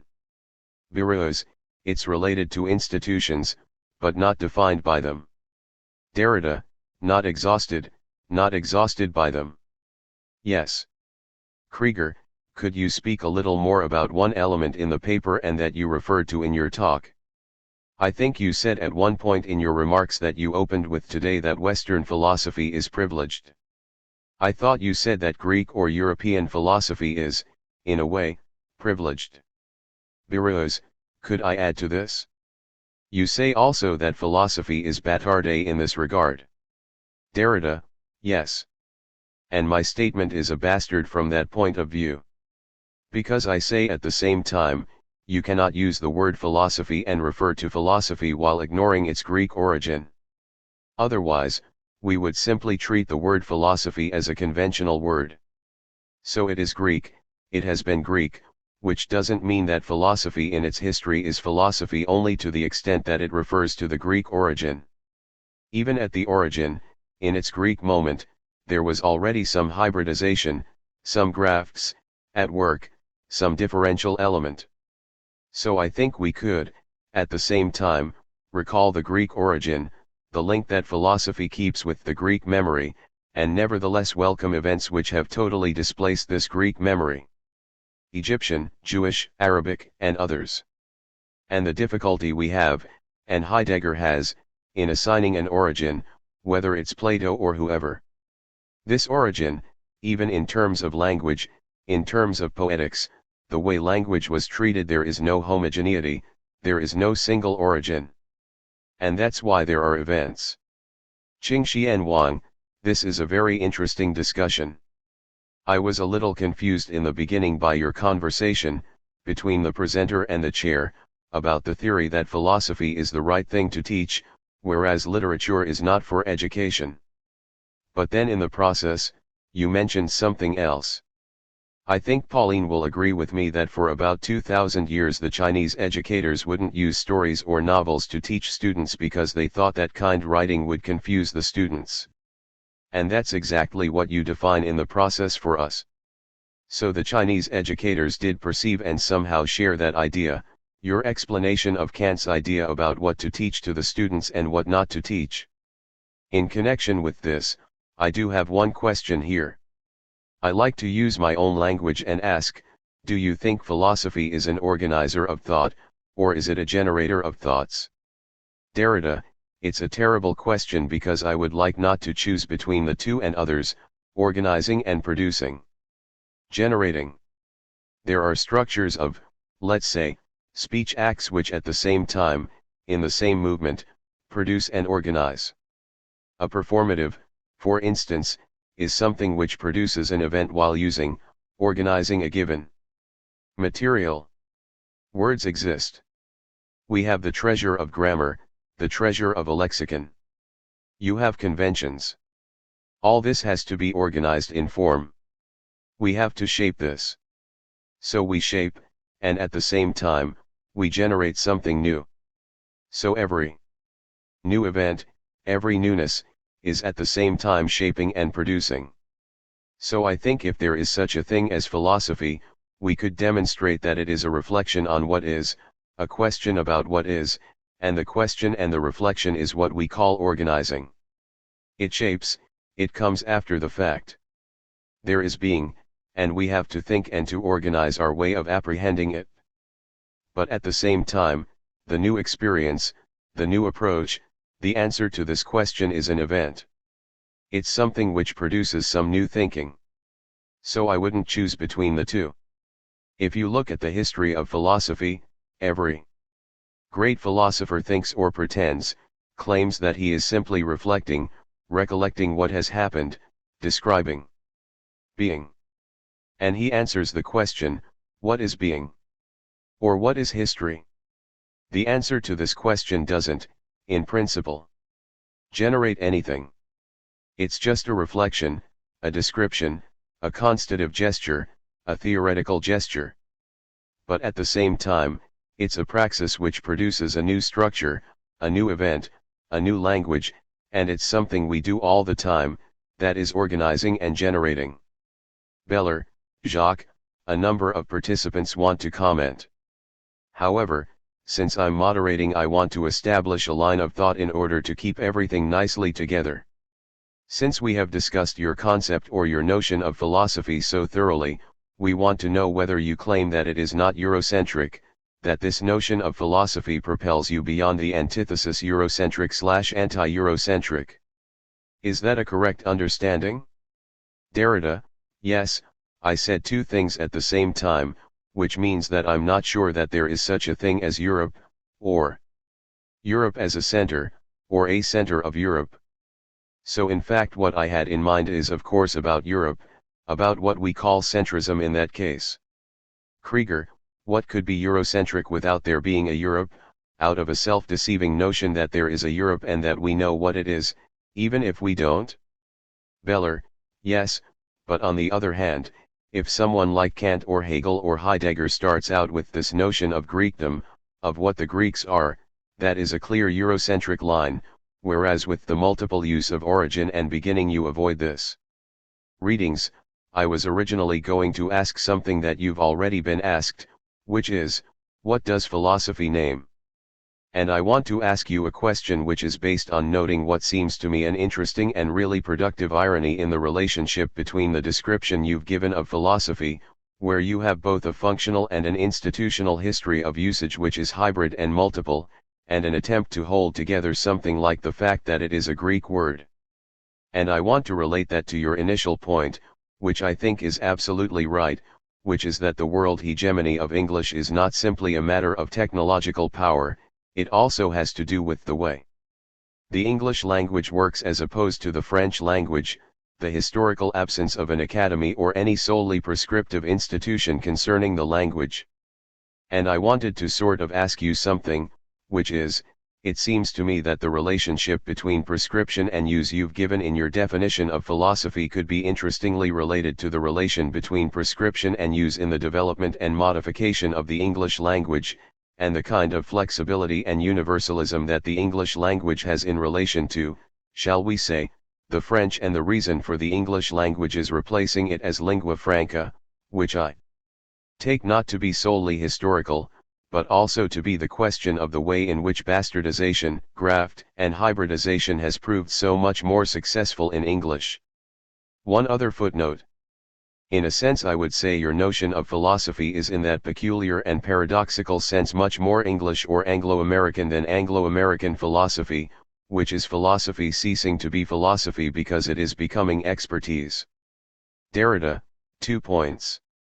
I remember in my so-called debate with Searle, I tried to show him, unsuccessfully, that he was more of a continental philosopher than me, that he, without knowing, because I think he hasn't read Rousseau, is more Rousseauian than I am. So that's why I share Hendrick's point that it's not a matter of antagonism. We have to cultivate the differences within each block, so to speak. Another point. Perhaps what I'm doing is more translatable finally, despite a number of difficulties, into the Anglo-American culture than it seems. And perhaps there is something like that which accounts for the fact that I'm so generously received in this country, because perhaps there is something which is not in my language, but in what I'm trying to say, something which fits. Readings, I have 2 things to say. One is that you have to look at the very peculiar historical underpinnings Hillis brought in the OED. There's something very interesting in the way philology develops in the Anglo-American world that is important there, and also the way literary criticism and phenomenology is split is funny. But I'm wondering whether this has something to do with the question of how you could have a non-abstract universalism, in a peculiar sense. That is to say, when I say it's more English, I'm not thinking in terms of your reception in England and America so much as in terms of the question of what kind of planetary model that would imply for a kind of contagious and bastard philosophy. Derrida, if I had, let's say, a philosophical political stand in that respect, I would say that I'm of course attached to a universalism which wouldn't destroy the idioms. That is, how is it possible to keep the idioms, that is, the differences in language, alive without giving away the Enlightenment, the universalism without, let's say, instrumentalizing the language too much? I don't think it's possible to detechnologize the language through and through. I think that, even in the most poetic events, there is some techne at work, so it's impossible, I would think, to oppose poetry to technology absolutely. Now, nevertheless, I would advocate a universalization which would be an experience of translation respecting the absolute singularity of the idioms. In that case, we would have organization and generation of new events, that is, the production of a new language, of new languages, a new experience of precisely grafting, hybridization, and production of new singularities. This implies another concept of cosmopolitanism, because the 18th century concept or Kantian concept of cosmopolitanism was a concept implying a secularization of language, the sort of transparency of universal language in the abstract and technical sense. Now I think the experience we have now of the new nationalisms and the attention paid to the minorities' differences call for another kind of cosmopolitanism, taking into account the idioms. Because, in this context, Goethe's latest use of the term Weltliteratur is of special interest. He wrote in a letter, April 24, 1831, about the translation of his last botanical writings by the French-Swiss Ferdinand Sarret, some main passages, which my friend Sarret couldn't understand in my German, I translated in my French, he translated them in his own, and so I firmly believe, they will be more generally intelligible than probably in German. These are the immediate consequences of the general world literature, the nations will take hold faster of the mutual advantages. And another example is his appreciation of the efforts of Victor Cousin and his school. With respect to them he said to Sarret, October 17, 1828, these men are on the way to effect a reconciliation of France and Germany by creating a language quite capable to facilitate the communication of ideas between both nations. And such an intermediary language is not a destruction of the idioms, but a bastardization that leads to the creation of new idioms. Krieger, this is very brief, and really addresses this, but also it recapitulates Bill's question or way of putting this. As I understand it, you're proposing, and you represent Jacques as proposing, that there is something the word indigenous is not the word I want, but let me use it within the English language that predisposes it to serve as lingua franca. What I'm thinking of is that the real flowering of bastard Englishes with many varieties begins to occur, I think, in a period after the move toward its becoming a lingua franca is established. And I'm wondering whether we really can think of English as having peculiar potentials. Readings, there's absolutely nothing inherent in it. It is simply a historical accident concerning the peculiar relationship of England to the Enlightenment and to the question of the nation-state and the way in which linguistic policy is pursued. I view this as a historical accident which produces a bastard language. I think of America, and I think it was Jefferson, correct me if I'm wrong, who proposed discussion of the language to be adopted. They considered the plan that the language of the United States of America should be Greek, and this was seriously considered. Miller, this was so it wouldn't be the language of the colonizer. Readings, yes, but also it has something to do with an idea that English gets institutionalized in a way that allows this flexibility. I am not at any point arguing that there's an inherent Geist in the English language which makes English more supple and flexible. I mean, it is also a historical bastard language, in a very straightforward way, which gets invaded early on. Krieger, how pure are the language systems? And given the multiple imperialisms that we have flourishing around the world for centuries, how could they be? Readings, as French gets reinvented, Italian is invented. Krieger, yes, that's my point. Readings. And English isn't, and that's all. I mean there may well be other languages of which I am completely unaware. I'm really arguing. Krieger, why is there not the multiplicity of possibilities in other nation-states that have colonial empires speaking their language? Readings, they have these Enlightenment academies that reinvent their language on rational principles. Why oh you have the Académie Française, which says if you say le weekend, you're out. Krieger, but that didn't keep French from being a lingua franca for centuries after they did that. Readings, in a very restricted way. Miller, I feel like an ant crawling across the enormous expanse of this question about the relation of literature and philosophy, and if you just answer 3 easy questions, then my mind will be at rest. But it does follow from further discussions we had where you spoke of the performative event quality of philosophy as opposed to its simply descriptive quality. And my questions are 3 very specific ones. In those moments in philosophy that are literary events, you used that word, are they essential to the philosophy, or are they excrescences that could be, you know, a kind of mistake? For a minute Descartes was literary, and if we're interested in literature we find those. Derrida, Essential, I would say. Miller, second question.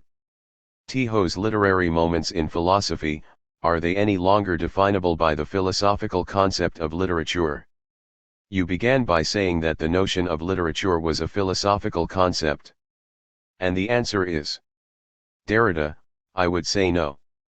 Miller, the third question, which I'm a little unclear about, is whether these events, since you're calling these literary moments events, and therefore, since their language, whether that leads you to say that literature as an event has something to do with a speech act, a performative use of language?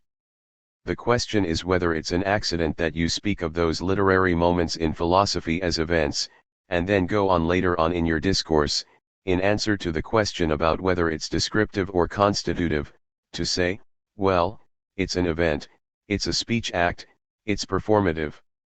Is there a relationship between that aspect of philosophy and these moments which you call literary? Which are not definable by the philosophical definition of literature, but which might be events, that is constitutive. And in that sense speech acts or performatives. And I'm not sure about that. I'm not trying to lead you down some kind of path. Derrida, if we say events, it's for many reasons. One is because they are singular, they occur just once. But it doesn't mean that they simply occur with no premises. For instance, the cogito, if you consider the cogito ergo sum as an event, this doesn't prevent you from knowing that before there is an enormous history, even in the history of the cogito, with Saint Augustine and so on and so forth. There is the history and there is the event which transforms the situation. Now if this event is, in some respects, a literary one, it doesn't happen just once at the moment when it is produced. There are many ways in which one can consider some literariness of the cogito. One is because it's impossible as an event without its relationship to language, to any language.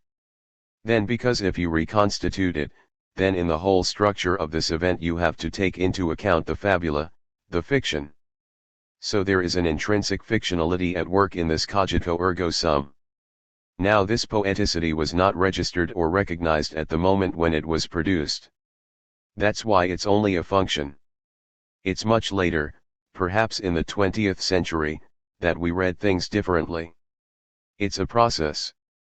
It doesn't mean that Descartes was a novelist or a poet, but this can be read today as involving some literariness, some poeticity.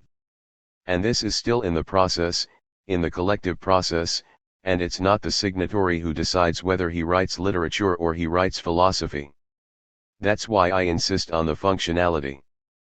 Perhaps it's easier today to read Descartes as a poet than it was at the time. So it's a matter of a determined community which constantly re-examines the literariness or the philosophicity. These are not essences. There are no natural philosophemes or natural works of literature. They are functions in the same languages. The same statements, grammatically and in their lexicon, can function here as everyday language, here as philosophemes, and here as poems, as poetic sentences. It depends on the context of the interpretation of the conventions, the agreement or disagreement, and it's always a matter of discussion. Sometimes in this ongoing discussion, in this process, there are moments of great stabilization. Everyone agrees that the Critique of Pure Reason is a major philosophical work, but that may change. Or there are some works. Rousseau, for instance, in France, is not considered a philosopher. His name was not on the programs of the philosophical competitions until 2 decades ago. So there are canonizations, legitimations, and it's a process of assigning the functions. Miller, a good many of our analytical philosopher colleagues would not view Kant as a philosopher. That is to say, they would say that there's no reason any longer to read Kant. Derrida, and within a single corpus, there are works that you consider major at some point and minor at another. Miller, it's just as a colleague of mine is reported to have said to a student, there's no point any longer studying Flaubert. As far as I'm concerned, she said, all of the works of Flaubert could be burned. It would be no loss. Krieger, it's the problem of Conrad that you were mentioning yesterday. ISER, if I may come back for a moment to the notion of the universal in philosophy. It is not culture-bound, but a universal in the normative sense of the word. Derrida, that was a reference to Husserl, in fact. ISER, yes. But is that not also the plight of philosophy? A universal is not something free-floating, basically, it has to fulfill a function. It is invoked when something has to be assessed, organized, or even generated. Thus it becomes entangled in a particular situation which may split a universal into those features that are relevant for the purpose concerned and those that remain eclipsed. Does it mean, then, that philosophy turns into a rescue operation, trying to restore the character of the universal as something in and of itself? This could well be a reason for the plight of philosophy, as it would have to adopt a stance outside or beyond the universal for it to be determined. Derrida, that is, everywhere there is some universality, some philosophy is. ISER, if philosophy claims to be universal, it is always engaged in certain things which philosophy is going to do. And the moment you do any certain operations which will have repercussions on such a claim, is philosophy all-encompassing? Or does philosophy become self-reflexive as it has to restore its claim of being universal, in view of the fact that it tries to solve problems which may not be universal by nature? Through disentangling itself from the tasks performed, it seems to elevate itself into its own subject matter. Should that be the case, then, universality stands in need of being redefined. Krieger, that is, if there's something else, too, that its claim to a universal is like the sort of thing we're speaking about with respect to translation, it plays always against the awareness that its universality does not cover the particular application you want it to have. As Jacques was saying, the concept literature cannot contain the initiating events of the next literary work it comes upon, which is outside the concept, at least the one that explodes the concept. Universality is always conscious of its own inadequacy. ISER, well, is that the case?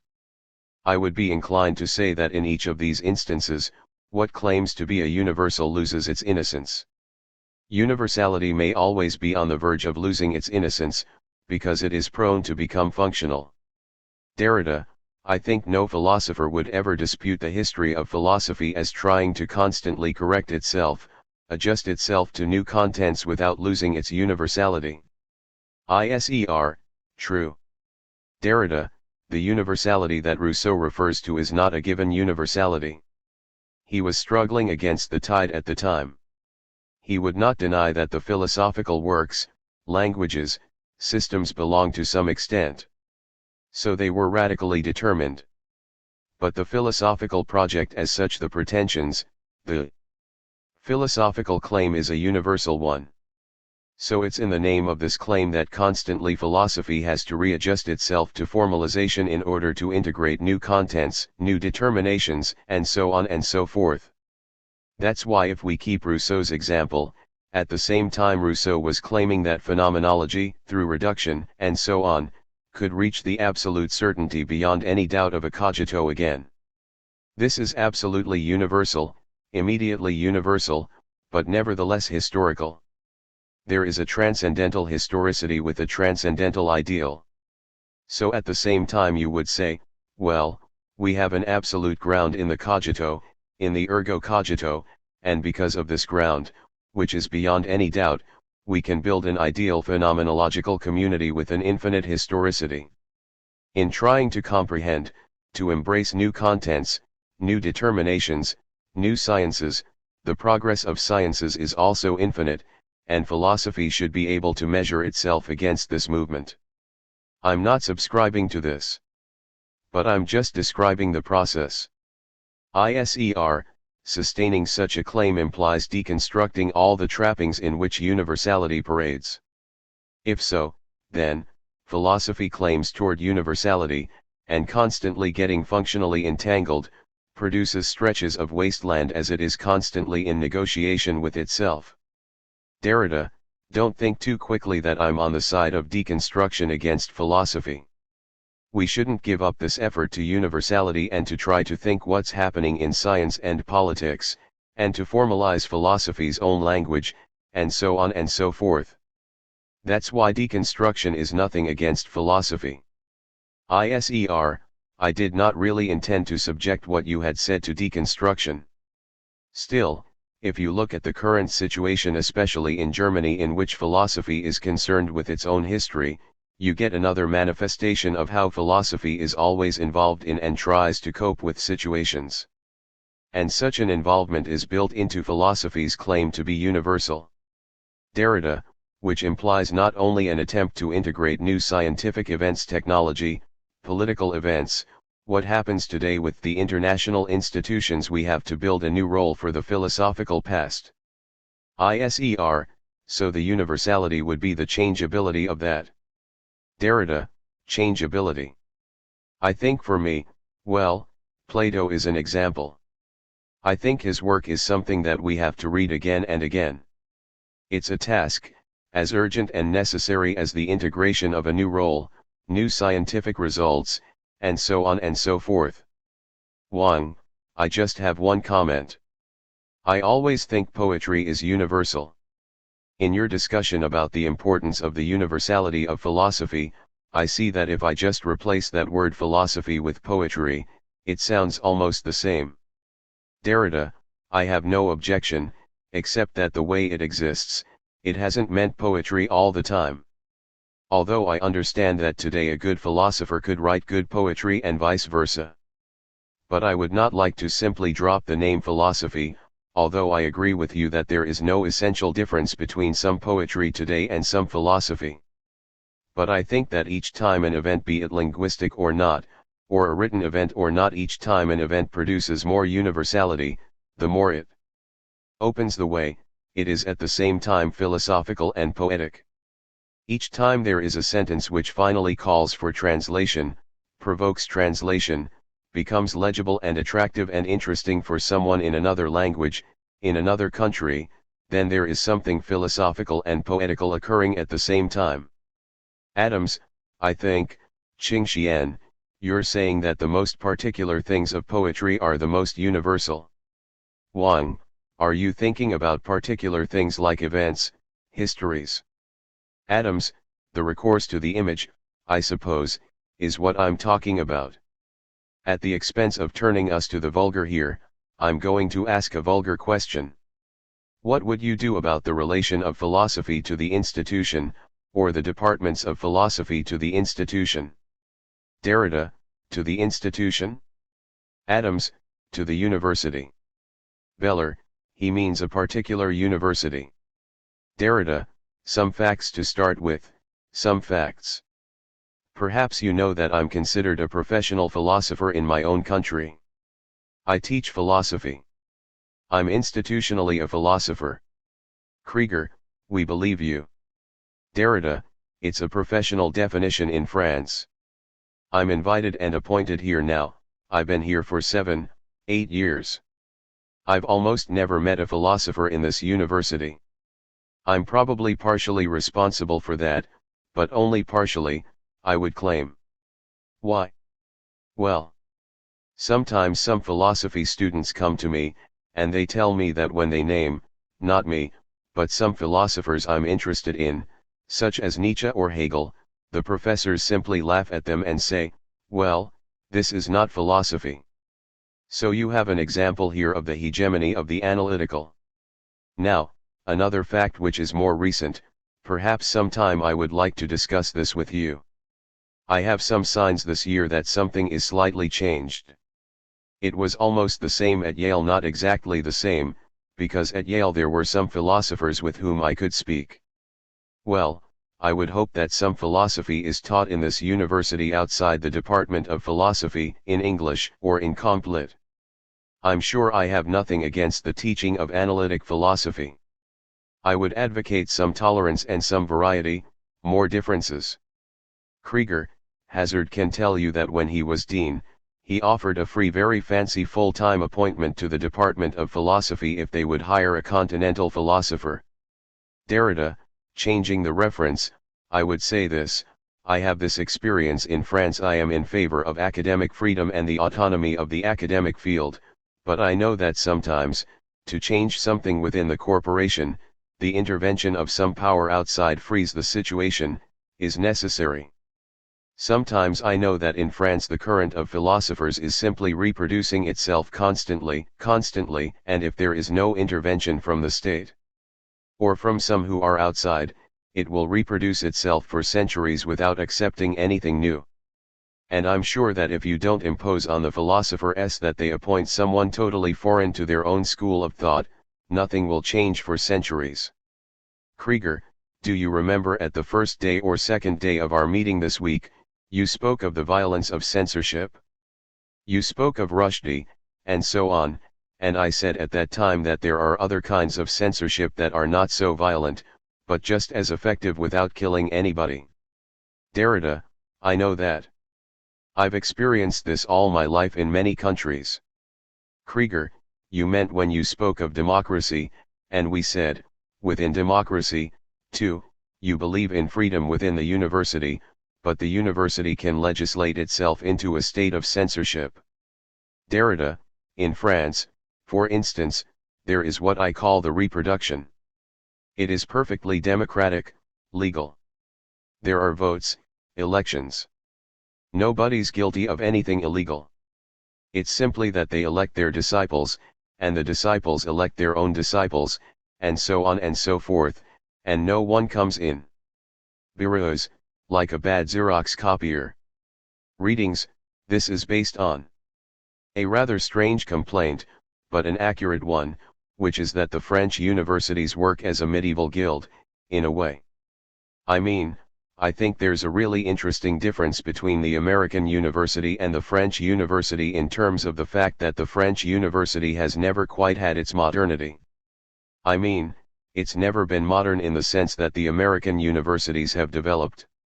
The question of reproduction for centuries, if the American philosophy department doesn't do something, it will disappear.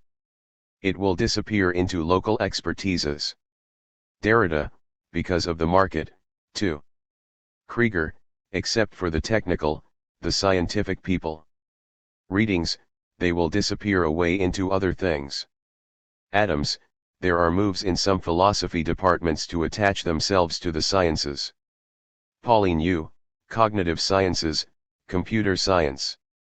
Adams. Or to the social sciences. In Washington, the philosophy department reports to the dean of social sciences.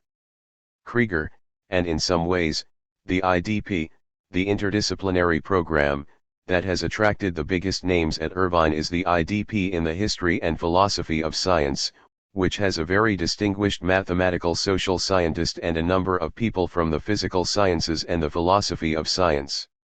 Adams, of course this problem potentially exists in every department, but it seems to me that more is at stake for the university with respect to the situation of philosophy vis-a-vis the rest of the institution than almost any other.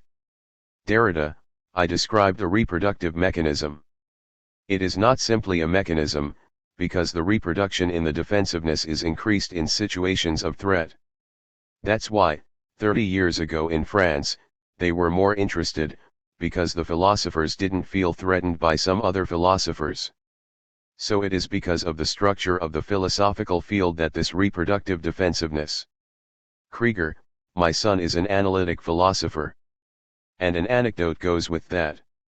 Miller, if only you'd allowed him to see the film, it would have been different.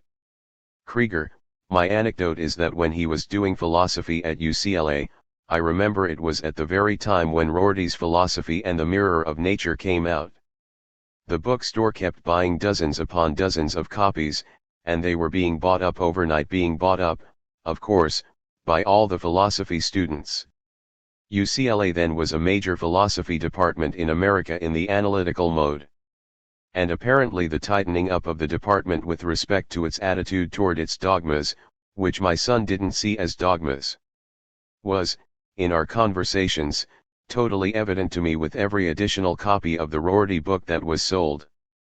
That is, what you said about the closing of ranks and the circling the wagons was strenuously demonstrated, because the Rorty book marked the first institutional awareness that something was happening, something that they couldn't control, and by one of their own, since Rorty made his early reputation as an analytic philosopher. Beller, the time has come to conclude this last session and to thank our presenter, Jacques, and also the two organizers of these interesting sessions, Murray and Wolfgang. Thank you. What comes next?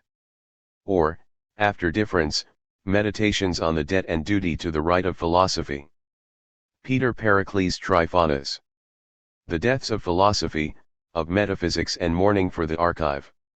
That philosophy died yesterday, since Hegel, or Marx, Nietzsche, or Heidegger and philosophy should still wander toward the meaning of its death, or that it has always lived knowing itself to be dying, as is silently confessed in the shadow of the very discourse which declared Philosophia perennis, that philosophy died one day, within history, or that it has always fed on its own agony, on the violent way it opens history by opposing itself to non-philosophy, which is its past and its concern.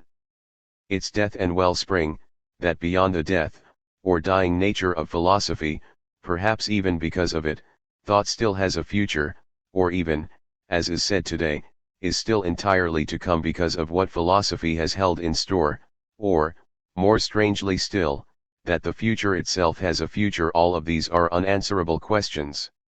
Jacques Derrida, Violence and Metaphysics. To mourn the death of philosophy, or metaphysics, after deconstruction resonates as premature.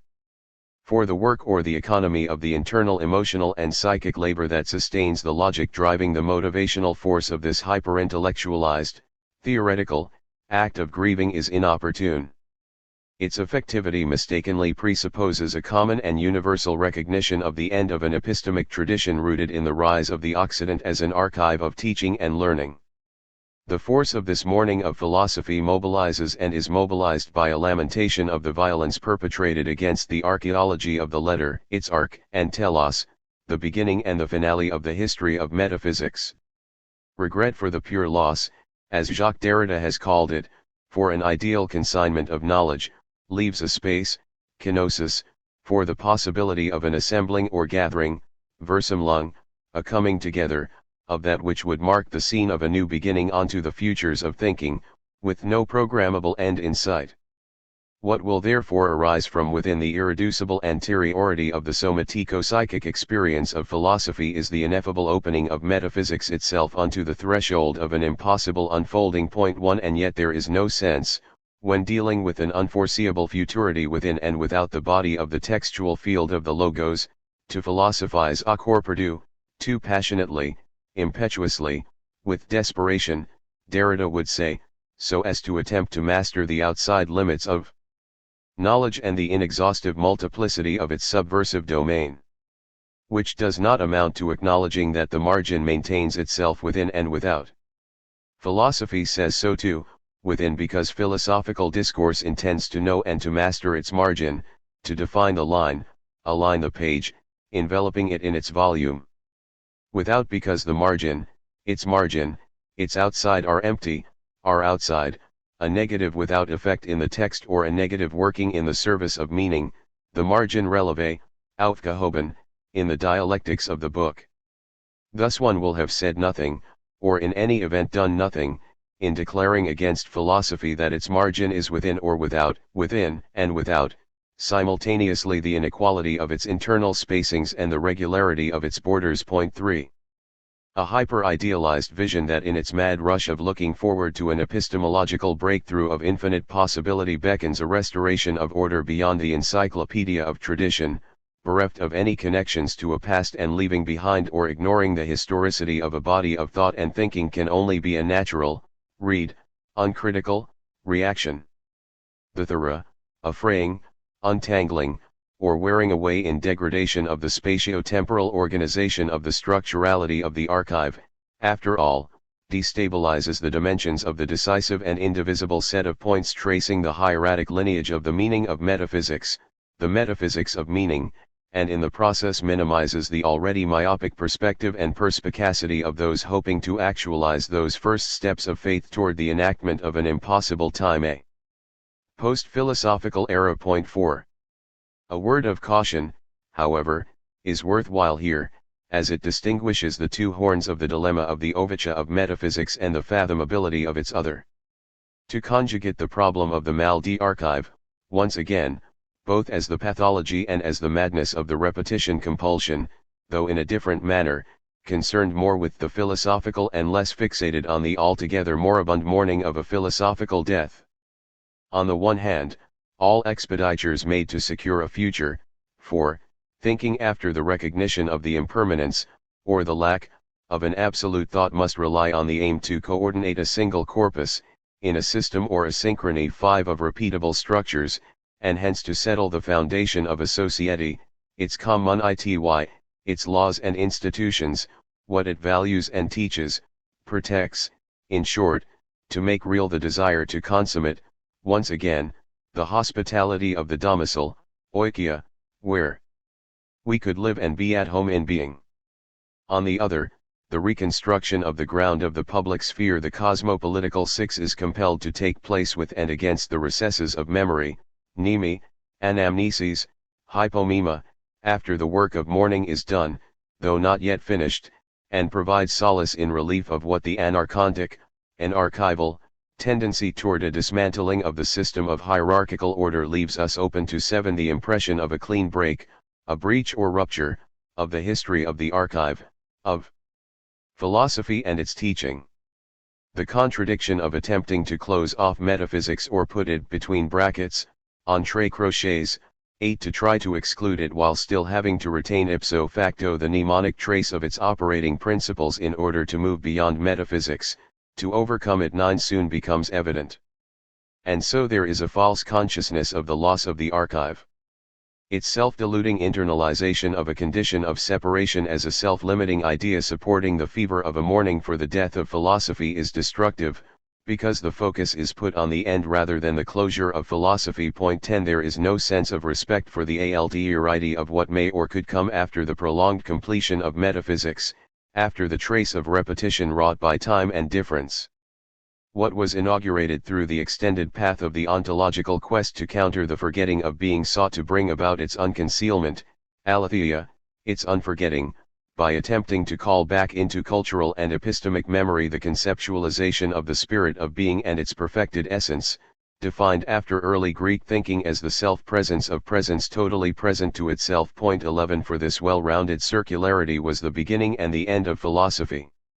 Tensions between the unknowable weight 12 of competing desires, set to fill the chaos of the apocalyptic impression of a lack of a secure ground, and hence the absence of meaning, lead to the seductive awakening of a reconstructive drive singularly bent toward facilitating a return to order as an escape from a state of athesis, non-positionality, limbo. Point 13. All of these words most certainly are synonyms for death, the non-being of being, and the agon of its metaphysical aporia. Point 14. A denegation of the genealogy of the idea and its ideology does not recognize, however, that the legacy of philosophy can never be fully erased from cultural memory because the imprimatura of its diachronic sign traces the borderlines of Western thought on both sides of its dividing line.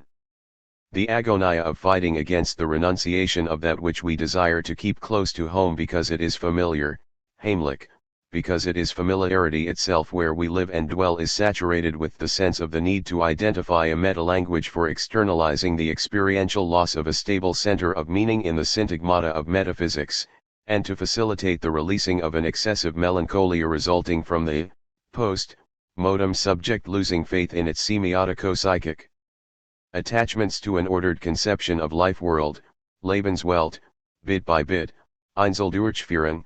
Point 15. And yet neither Derrida nor deconstruction, the one not being the same as the other, has ever acknowledged, called for, or celebrated the death of philosophy, if such a thing could indeed be celebrated, welcomed in its popularization. The enclosure of metaphysics in a frame of perfect finitude places restrictions on the possibility and impossibility of engaging thinking at the outer limits of truth. And for good reason.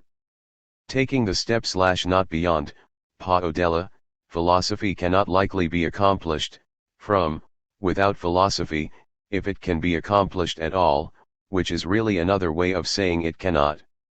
This is the aporia of passage that must be negotiated with the aid of deconstruction and its risky strategy of an exorbitant modality of reading that marks the double bind of the logic of each and any attempt to transgress or even, in some instances, arrest the progress of metaphysics, whatever this may mean to a future of thinking that has always already been in a perpetual state of closure and therefore without end. The route to new forms of knowledge is characterized by this ethical problem of the paradox of the lack of an outside, paradox, from its root in the Greek paradoxon, meaning a thinking beyond popular opinion, daza, yet placed within the hyperteleology of duty, the right, orthos, of what can or cannot be justly glorified, deserves to be held up as an exemplary model to be emulated because it is at once a singular exception, a rare or impossible occurrence, worthy of praise, doxastic. The law of this antinomy represented by the image of the or text, whose double reading Derrida has used to identify the illusion of exteriority, the il New York of an out text or the non-presence of an outside of the text, thus structures the inconsolability of the mournful desire to withdraw from philosophy so as to regain the essence of subjectivity and reclaim the spirit of being in the name of difference and its radicalization of heterogeneity, for example, the multitudinal guises of a negative and relational locality actualized by the term otherness 16. And this may seem a strange and perhaps scandalous indictment, especially to those who have struggled in good faith, yet blindly, to overturn universalism for the purpose of instating particularity, only to find that via the cultural/material space of an inscription of identity for its own sake, essentialism quickly dissipates the ethical necessity of recognizing and responding to the alterity of an other with/in. The self-same. The struggle to escape metaphysics, however precautionary its measures and forthrightness of purpose, good faith, ethicity, openness, will always fail outright, because its closure is by definition interminable, a process of repetition, alterity, a variegation without ending or end.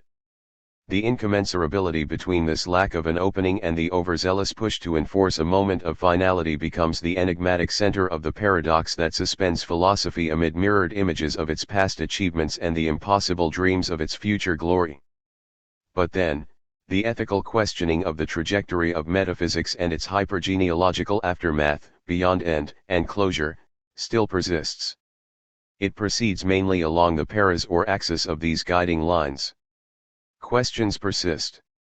Is philosophy doomed to pursue in vain the eschatological struggle of attempting to efface the traces of itself so as to break free from the onto ideologico-epistemic archive of past and present knowledges?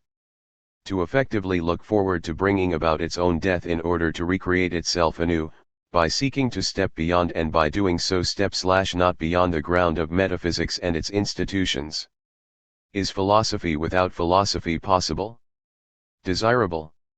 Can there be a closure or/and an end of metaphysics? And would this constitute an ethical crisis for philosophy and its archaeological institution that is disseminated and regulated culturally as/in a form of teaching and learning? And what of its pedagogy, the right of its pedagogy both as form and content? Who would have the right to philosophy, to teaching and learning philosophy, the right philosophy, and its other heading, the right of its other heading? 17. These are no doubt difficult questions. Impossible interrogations, aporias we could assuredly call them with some confidence. In relating as they do to the history of philosophy and its institution, these questions I have posed without precaution attempt to reiterate and redress what Derrida identifies in the Propositions from Violence and Metaphysics, an essay on the thought of Emmanuel Levinas cited at the beginning of this chapter as the problems put philosophy as problems philosophy cannot resolve. 18. I must consequently disarm myself of any claims to knowledge presumptuous of final solutions and its liberal affectations of a teleological exodus of sorts. The force of the questioning cannot subside, however, and be absorbed in the paralyzing desire for an end thought, an end to/of thought. Because it simply will not happen that I will solve the riddle of finding a way out of philosophy. It would be wiser, and surely ethical enough, to forego any such analytico-idealistic aspirations from the start, so as to prepare the path for the possibility of an affirmation arising from within or through the aporia of a non-passage, to what may lie beyond the borders of metaphysics yet remains ensconced in the haunt of logocentrism. 19. This disarmament, curiously enough, therefore, also constitutes a necessary precaution, much needed guardrails to work against and, if possible, to exceed. Derrida would say, and thereby remark the dangerous boundaries of the limits of truth, where the solid ground of reason gives way to the undecidability of the abyss, an ground perhaps of another type, an impossible one, itself being grounded, like deconstruction, in an ungrounding of its groundedness, example presence as absence or lack, neither emptiness nor a void.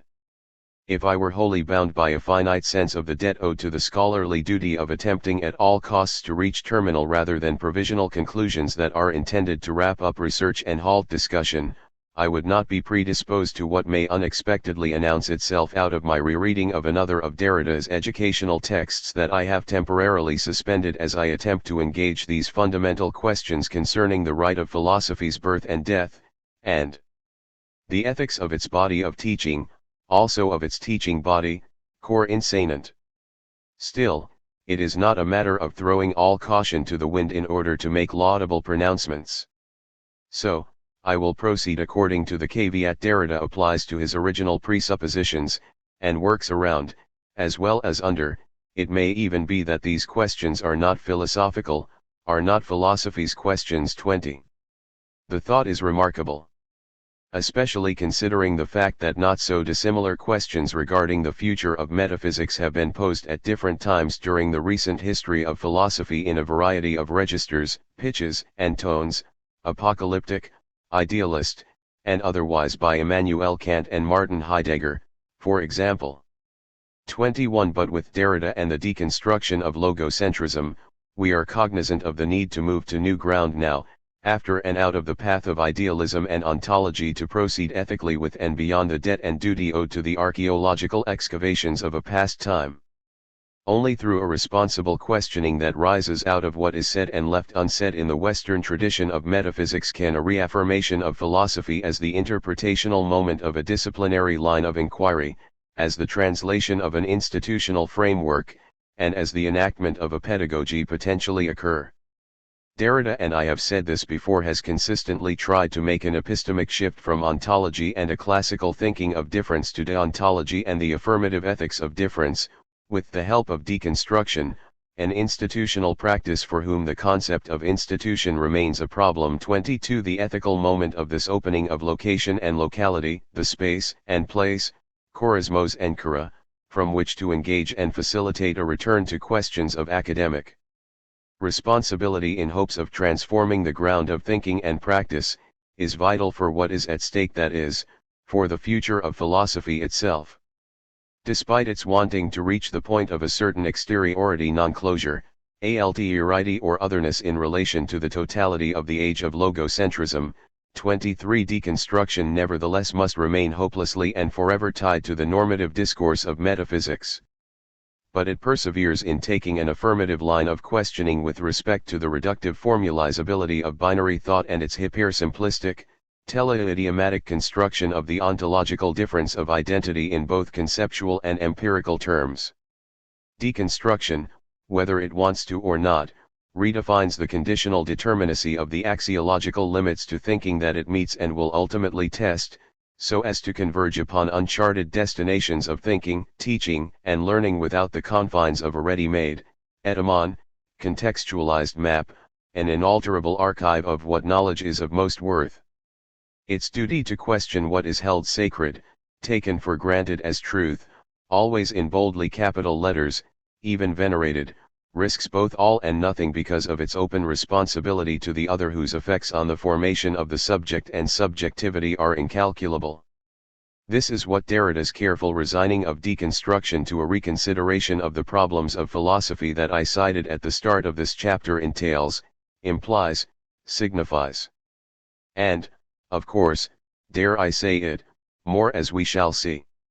Whither deconstruction of philosophy from the cosmopolitical point of view. To address now the where of this ethical, grounding, of deconstruction and the question of the future of philosophy after the unclimactic apocalypsis of its multiple and infamous deaths. We must necessarily begin again, this time from a more appropriate and apoplectic location and locality, yet in a more polemically analytical tone adopted without apologies or a posture of consolation. We need to ask, like Derrida in The Right to Philosophy, from the cosmopolitical point of view, where, in what place, can a question of the right to philosophy take place? 24 is a location that still occupies the space of philosophy and is at the same time ulterior to it possible? For even though we have already started to engage this theme of the necessity of marking the interior and exterior limits of metaphysics without the self-conscious nostalgia of a postmodern pose of mourning the loss of the archive, my reading of Derrida's text will inevitably lead to some judgments about the certainty of where ought it take place. 25 The ethical problem of who is, or should be, capable of determining the propriety of the formal location of inquiry, the space and place of the culturo-institutional indecicality marking the public paths of its entrances and exits, is a flashpoint of conflict. It implicates deconstruction in the perennial question of democracy and discipline, of excessive delimitations and the archiving of knowledge, and brings us face to face, yet again, with the violent opening of the institution of pedagogy and the difference of the other. It is in the body of the aforenamed lecture, presented at an international colloquium on philosophy and education hosted by UNESCO, that the qualitative essence of the problematic is translated by Derrida through the open-ended form of an interrogative modality focused, with only a little assistance from me, as follows: where does the question of the right to philosophy find today its most appropriate place? 26 The readily obvious and easy answer would be, in the university. But it would be an understatement to say that this response in itself is not enough of a justification for restating the case to uphold what has been an institutional appropriation of the decision-making power and its obligation of accountability with respect to the curricular course of public education.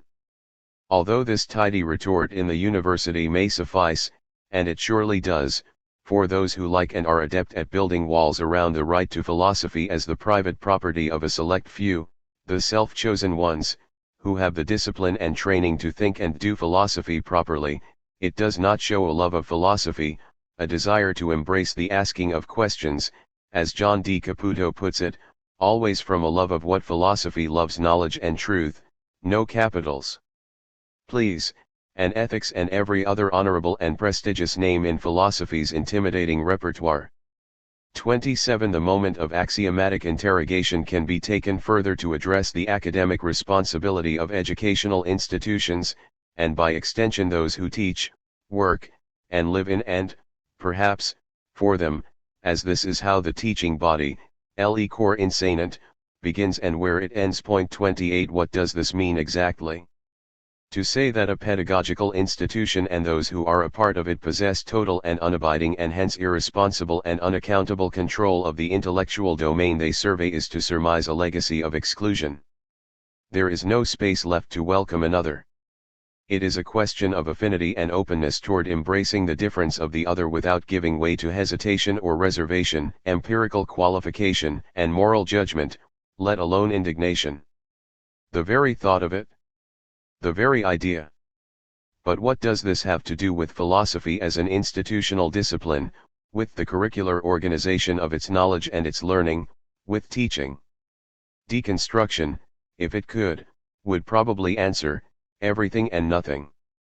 But the question of a proper domain, of the question of rights, of institution, of propriety and domination, appropriation, expropriation, of property, participation, ownership, and fairness, and therefore of law, ethics, and ultimately of social justice brings us back to the proliferative connections to be made between culture and philosophy, and also among democraticity, governance, and governmentality, to the responsibilities and principles relating to the formation and formativity of a system of public education on an international scale. It is a matter of locating the axiomatic difference of these terms, the difference of their axiomaticity, and their interrelatability, within a hospitable space and place that only deconstruction can entreat them to via a hypergenealogical route of concept excavation, eventually leading to a productive recognition of alterity, that is, an ethical expansion of thought and thinking without limitations or borders. Derrida redefines the heterogeneous scope of this impossible territory wherein the struggle over the right to philosophy occurs, after Kant's risky envisioning of the cosmopolitical condition, A hypothetical situation of geoglobal interconnectivity or mondialization having an international or interstate dimension. 29 and related to the question of the emanation and diaspora of the polis and politeia as a way of life by solidifying the problem of a universal history or a link among the cities, the polis of the world, as nations, as people, or as states. 30 Although, to make it very plain, the deconstructive constellations of this panoptic vision do not harbor the same omniscient hope of confirming the epistemologico-historical foundations of an abstract universalism. 31 Upon which a template for writing the blueprint of any and all institutions to come can be inscribed. The interrogative modality of this desire for a rethinking of the future of thinking works toward illuminating and transforming rather than dismissing or deriding the historicity of philosophical acts and archives. 32 Deconstruction, in questioning the ground of institutions and the reason of their institutionality, engages the real-world effects produced by the performative force of epistemological discourses, and their responsibility as instances of founding and therefore of foundation. Its anti-utopian thrust, however contrary to the ideal of a natural universalism of thought and action uniting thinking and subjectivity in the image of the global citizen, nevertheless enables Derrida to conjoin the problem of the right to philosophy with the Kantian conception of a cosmopolitical point of view in a positive rather than a negative way. Here we must acknowledge something parenthetical, something bracketed because it is more literally literary than prophetic, though not to be ignored.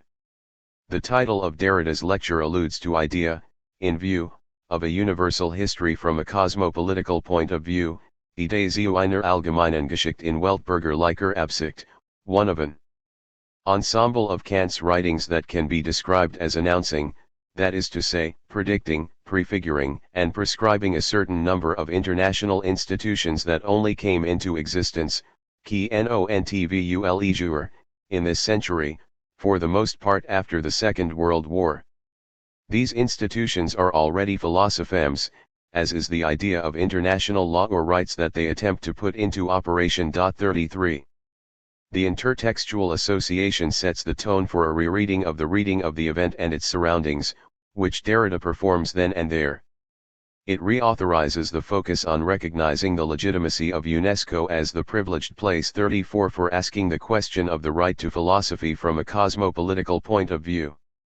And the contextual markers of the lecture to whom it is addressed and why, for what purpose, effect, reason, and so on, compel us toward a consideration of what Derrida defines as two types of relation. 35 Involving the university and the politico-cultural grounding of the human sciences. The international relation among universities or research institutes on the one hand, and among international institutions of culture, governmental or non-governmental, on the other. The particular interdisciplinary relation between philosophy, the arts, the sciences, and the humanities. Philosophy names here both a discipline that belong to the humanities and the discipline that claims to think, elaborate, and criticize the axiomatic of the humanities, particularly the problem of the humanism or the presumed universalism of the humanities. 36. Relative to the situational dynamics of the discursive presentation of the lecture itself, the reference is multiplied in its associations and disassociations by its applicability to the unique case of UNESCO. An institution of the post-war era perhaps born from the positing, l'opposition, of a right to philosophy from the cosmopolitical point of view.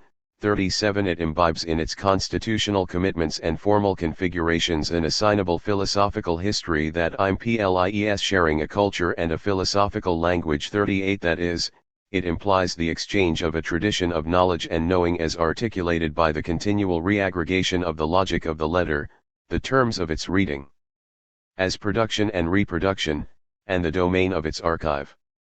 The problem of how to go about securing both private and public access to this language and culture, first and foremost by means of education.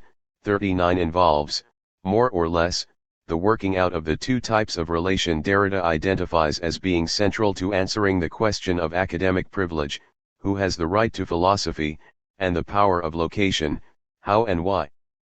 The pedagogical onus on an affable, simple, crude, vulgar, modality of cultural production and reproduction, without the complexity of resistance or complications, fixes the parameters of an institutional ethic of response and responsibility. But this reduction of the frame of reference to categorical imperatives that willfully ignore the limitations and boundaries of a project of repeating the historicity of Western education occurs only if and when the cosmopolitical nature of UNESCO is not taken into account. For it would be wrong to ignore the diversity within its composition and to call this institution an academicist model of universalism without difference.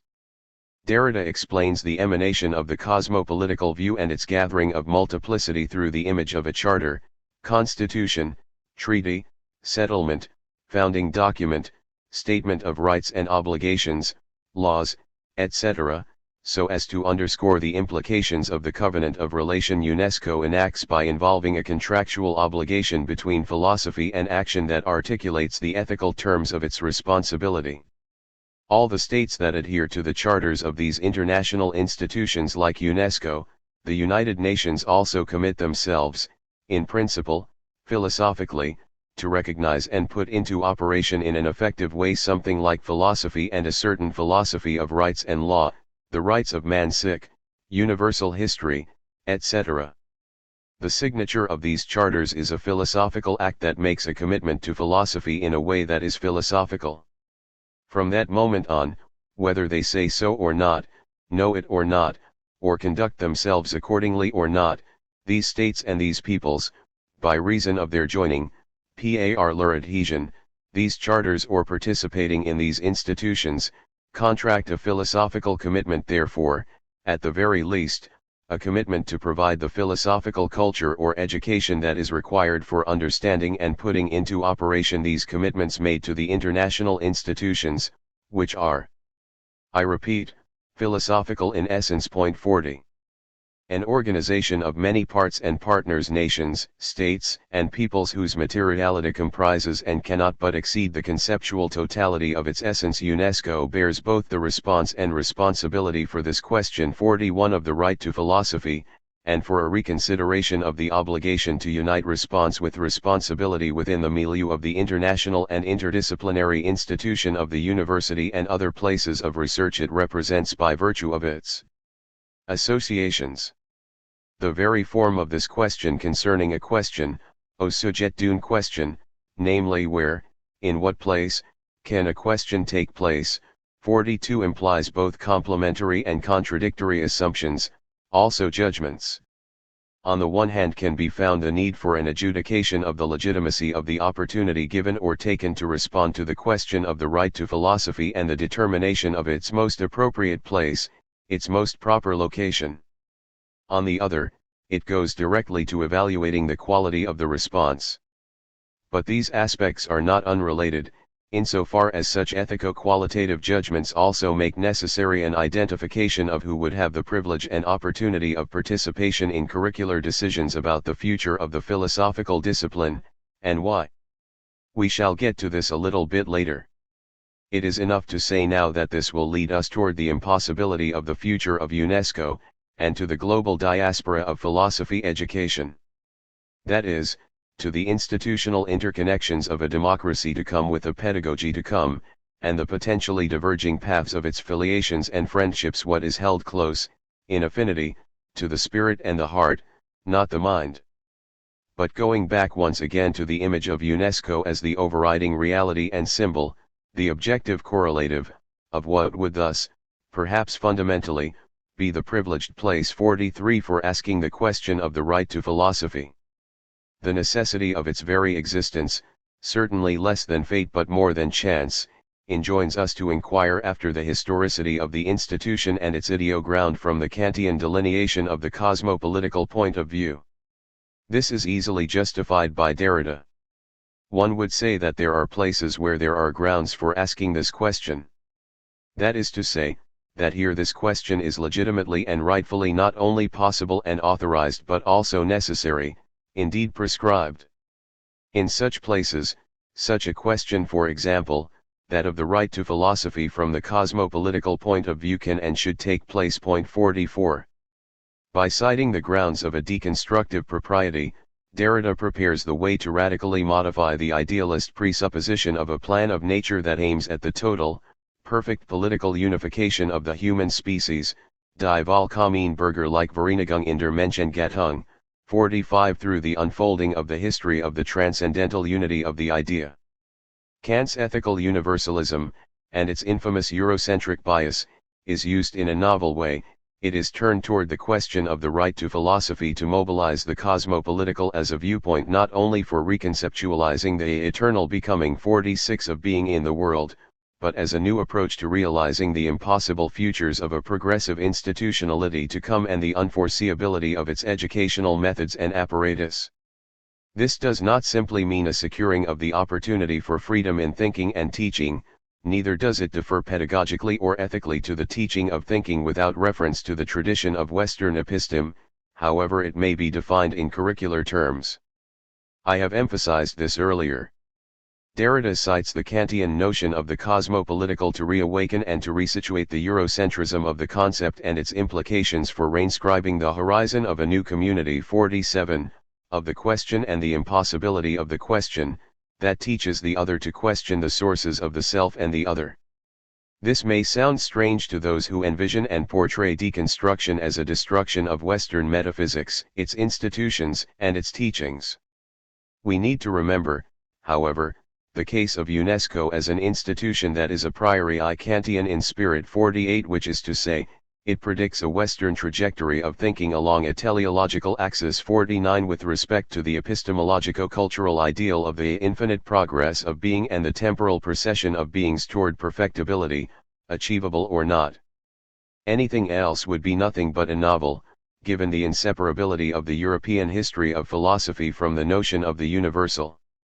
As Derrida explains, whoever would have doubts about such a unification and above all about a plan of nature, would have no reason to subscribe even to the fact of sharing a philosophical problematic, of a supposedly universal or universalizable problematic of philosophy. For anybody having doubts about this plan of nature, the whole project of writing a universal and therefore philosophical history, and thus as well the project of creating institutions governed by an international and therefore philosophical law, would be nothing but a novel. 50.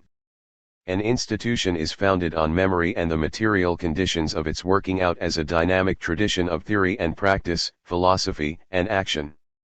Derrida recognizes this and has never denied it.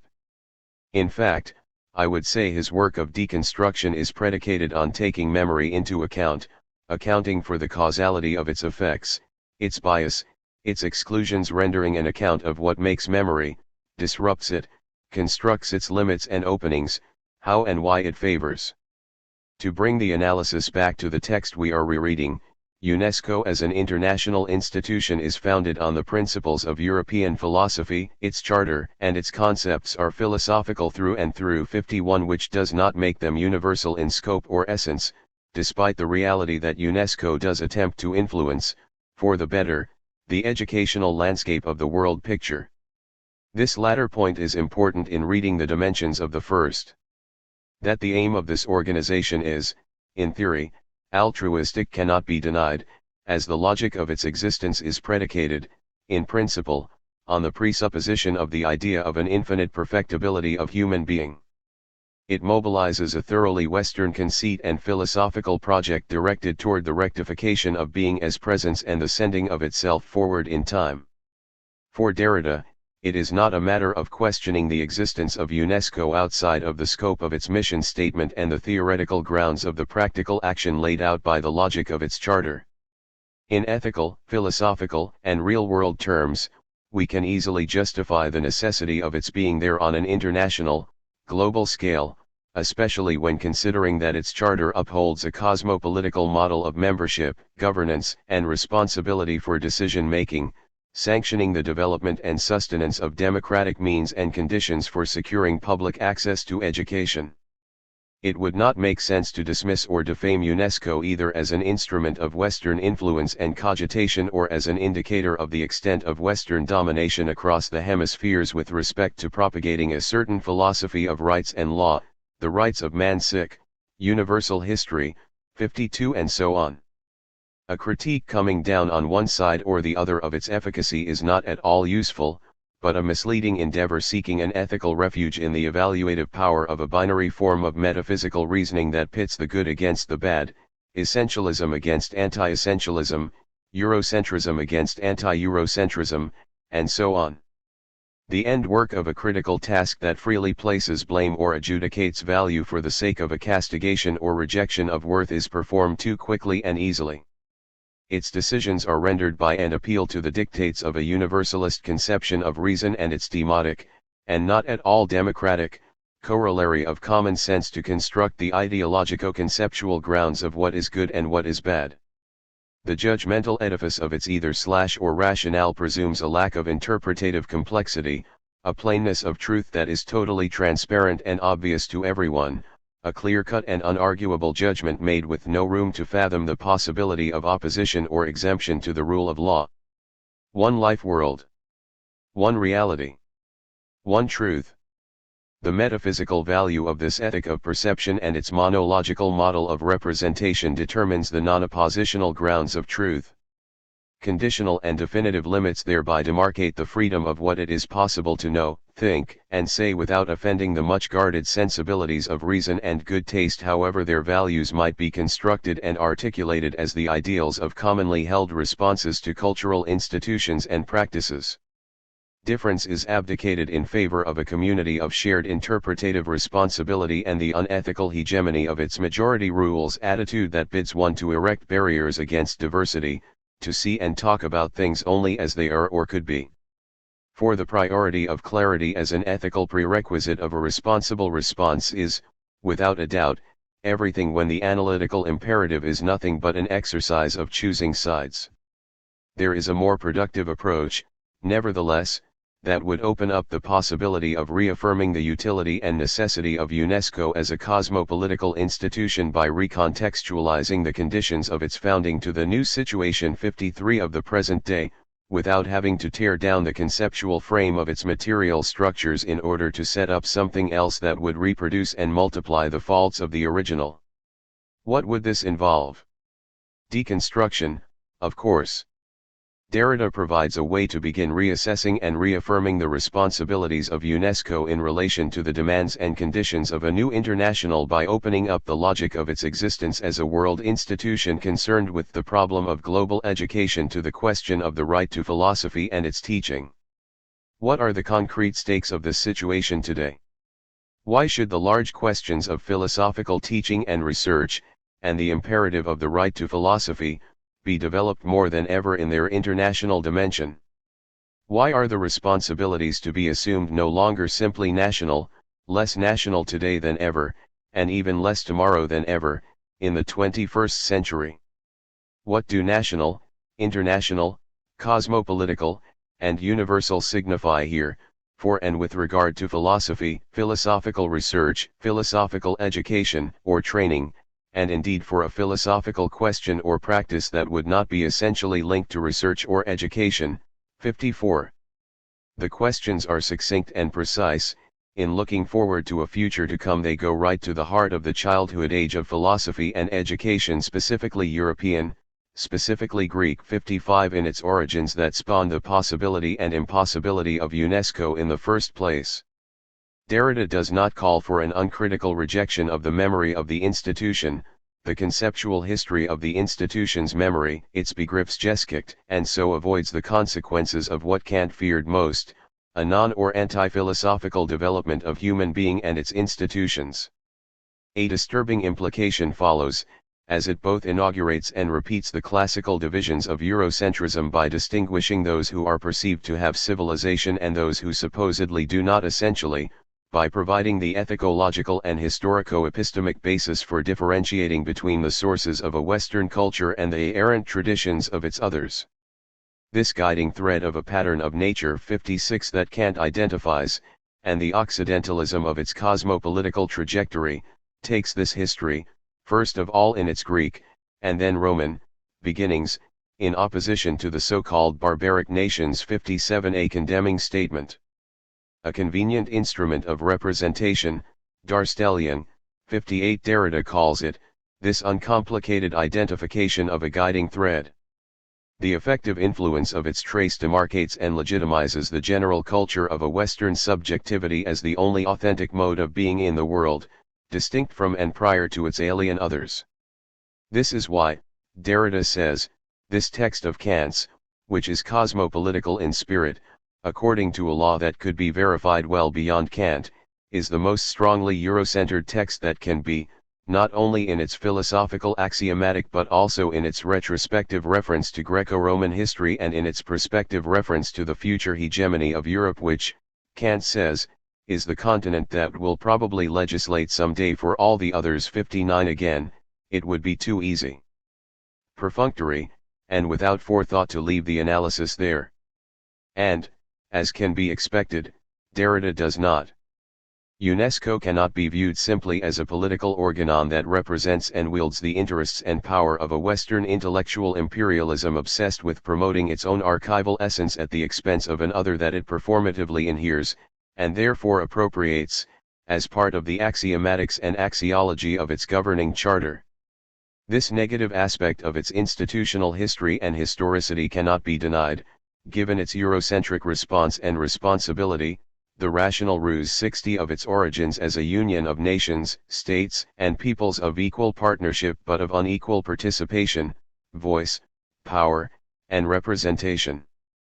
Derrida makes numerous references to Kant's text and copiously documents the implications it inheres and therefore exemplifies about the cultural domination of the cosmopolitical reality, viewpoint, or condition by Western Europe, a continent, in unserem well tale, which will probably legislate one day for all other continents der wahrscheinlicherweise alien anderen der INST Gesetzgeber Word. 61. This is familiar territory, though not because I have recited the quotation in order to reiterate and augment its importance.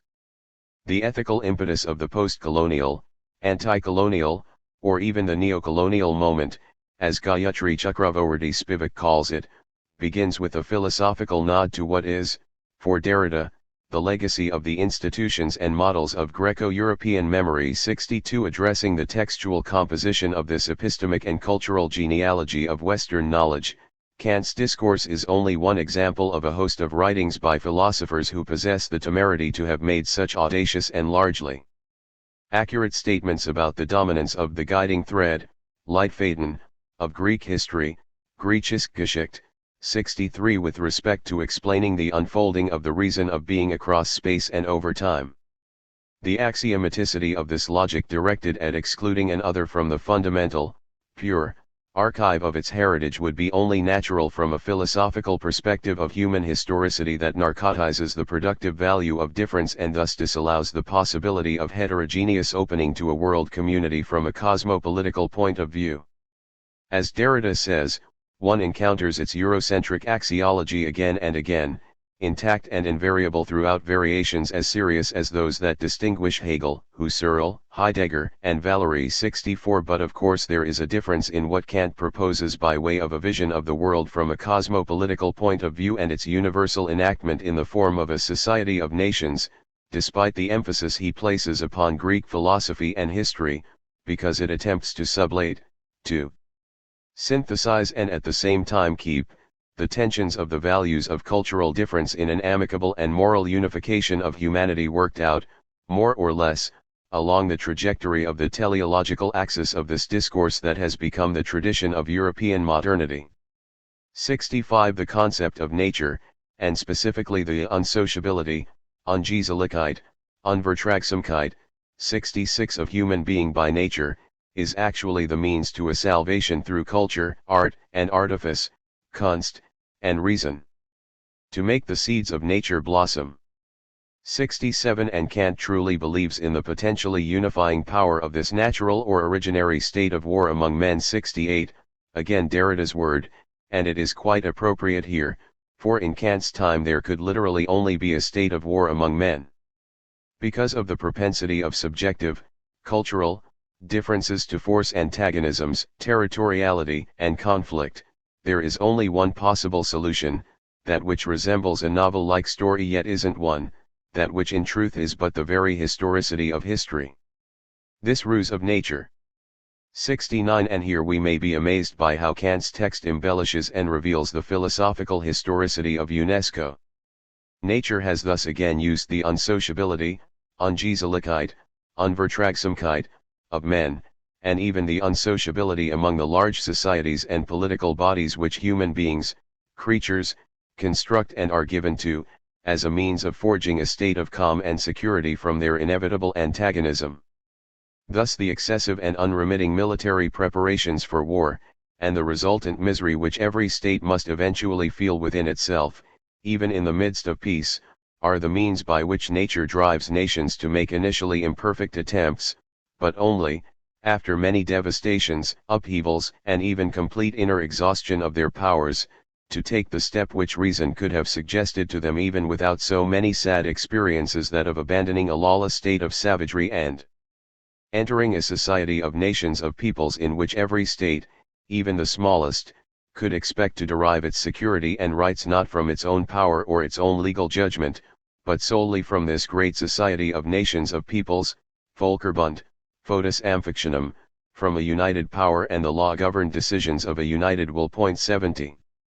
Violence and its threat to the security of human Dasein is the catalyst that allows nature to aid reason and thereby put philosophy into operation through, à travers, the society of nations. 71. For Derrida, this is a troubling but understandable sublating, relever, of the antitheses holding together the diffuse logic of the global cosmopolitical community. On the one hand, peace achieved through the danger of violence is not really a peace made at all. It is a provisional state of human entropy with respect to the appeasement of the tensions of difference and the possible eruption of transgressions and aggressions against subjective alterity. It depends on the ethico-philosophical essence of the cosmopolitical covenant of being. The condition of peace represents the satiating of an impulse to nullify the difference of difference. On the other hand, a peace compelled by the dark side of the human spirit is perhaps the only possible and natural peace that could be rendered effective or legislated, when no other decision or action is acceptable, viable, or defensible given the alternative of violence. This of course begs the question of the constitutive force of community, whatever that ideal may entail, as an effective identification of a subjective sense of belonging, a being at home in the world with others, and the responsibility of its opening up of the self unto the difference of the other. When these two states or conditions of existence, peace, community, and violence, war, are placed in direct opposition to each other, the ethical choice is clearly delineated by the power of a humanistic appeal to a universal and hence moral will, denying the propriety of any transgression of subjectivity at all costs, even if this means suppressing human rights and freedoms for the greater good. Community, then, is a matter of instilling and practicing a homogeneous concept of culture, a general culture whose model of a collective intersubjectivity acts as a unified resistance to the threat of alterity. The promoting of common points of recognition and identification within the ideologico-philosophical consciousness of its constituents, in order to defy or suppress the propensity for violence against the threat of difference, or at the very least to quell the performativity of the desire to do so, establishes the psychic and figural ground for the foundations of friendship and belonging. Following the determinative ethics of these rules of consensus in the name of community and commonality, and also of communication, reduces the other to the same and minimizes the potential of a subjective resistance to the inclusion of contrariety within a closed system of shared associations. This illusion of unity masks the radical violence of alterity and softens the risk of its provisional acceptance by replacing the shock of its reality with the comforting image of a single, harmonious group, a majority without difference. They is us. The correlation of subjectivity relieves the discord of diversity because one has to adhere to the fundamental agreements of a consensual state of abstract universalism in order to be part of the general, yet specific, culture of a community. I am we. An ethical and philosophical contrition of sorts must be achieved in this case by the subject, to ensure a responsible response that is itself a coming to peace of the self with the avowable laws of a community and its effacing of difference. If we consider the Eurocentrism of the reasoning Kant puts forward for pursuing a universal alliance of humanity from the cosmopolitical view, and its prefiguring of new models of global gathering and world institutions like the United Nations and UNESCO, we cannot avoid addressing the ethico-philosophical focus of such an idea aimed at re-articulating the notion of community. The appeal made to the higher value and intrinsic right of Greek historicity or historiographicity 72 is an attempt to formalize the vision of the endless progression of being toward its positive ethical articulation in the good life. To avoid the Hegelian nightmare of a bad or poor infinity, schlecht Unendlichkeit, 73 that does not realize the reason of the history of itself in a dialectical resolution of identity, it becomes quite essential to provide the teleology of an a priori epistemic framework to contradict this novel-like hypothesis of an international community from a cosmopolitical point of view and to think human history, beyond the novel, as a system and not as an aggregate without a plan and program. Without providence. 74 For Kant, the living memory of Greek philosophy and culture, whether it be in and of itself or appropriated, as it eventually was, by Roman thinking, is the only one in which all other earlier or contemporary histories are preserved and passed on. Or at least authenticated. 75 Again, the subsumption of all humanity under the ideological framework of institutions that are the product of a Western European historicity cannot be an innocent and happy coincidence. Surely, this summation could not fail to be the clever fabulation of a novel, Roman. To protect against the danger of the becoming literature of philosophy, 76 which Kant so desperately feared would lead human nature astray by inhibiting being's potential to actualize the intentional apperception of the idea of transcendence and its ideal of infinite progress, there was only one path that could bring beings toward the fulfillment of reason, the living thread of Greek history. 77 Derrida explains the paradoxical incitement 78 of the judgment, for example, the oppositional conclusions it ultimately leads to regarding whom it excludes, what it privileges, why, where, and how. In this teleological ruse of nature, Greco-Roman Europe, philosophy, and Occidental history, and I would even dare saying continental history, are the driving force, capital, and exemplary, as if nature, in its rational ruse, had assigned Europe this special mission, not only that of founding history as such, and first of all as science, not only that of founding philosophy as such, and first of all as science, but also the mission of founding a rational philosophical, non-novel-like, history. And that of legislating some day for all other continents. 79. The Eurocentrism of the utopia that Kant champions also predicts the creation of organizations such as UNESCO, because the philosophical enactment of its promise of a state of lasting peace is what motivates the impossible achievement of persuading its members to non-violently surrender their individual autonomy to the security of the collective, essentially by contracting artificial and institutional links, and entering a society of nations. 80 Even so, the question cannot but remain, why? What privileges Greek history both in the sense of Geschichte and Histoire, history in the sense of event and of narrative, of the authenticated account, of historical science. 81 To mediate and guide the future of a cosmopolitical unification of all humanity. The argument comes back, full circle, to what is called philosophy and who has a right to it, why, where, in what place. The question of the right to philosophy is also a question of the right philosophy. Impossible horizons and other headings, of democracy, community, and the right to philosophy. Tempering what we already know, perhaps always have known, with what we discovered or invented along the way to learn more about what we do not, cannot, know, we must come back to the scenarios we started with to hypothesize the impossible state of a future of thinking after metaphysics. Having worked through a patient reading to arrive at this destination, we are now ready, in light of the cosmopolitical point of view and the case of UNESCO, whose mode of being is one that is a priori philosophical. 82 To attempt an answer to the irreconcilable nature of the original problems from the opening of violence and metaphysics that I have used as an epigraph to this chapter. We will have to remind ourselves why Derrida insists these should be the only questions today capable of founding the community, within the world, of those who are still called philosophers. 83 Which is, of course, everyone and not everyone. 3 points are worth further elaboration.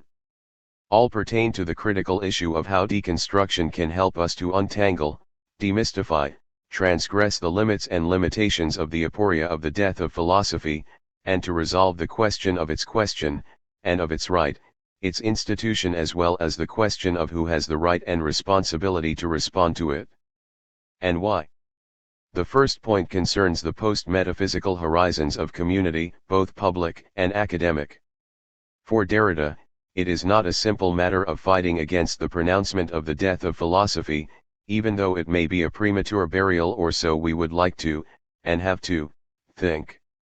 To try to resist what is posed as the end of metaphysics by mounting arguments against the finality of this perspective, in the tradition of a critique or negative determination 84 that seeks its own affirmation through the violence of opposition, is a wasted effort.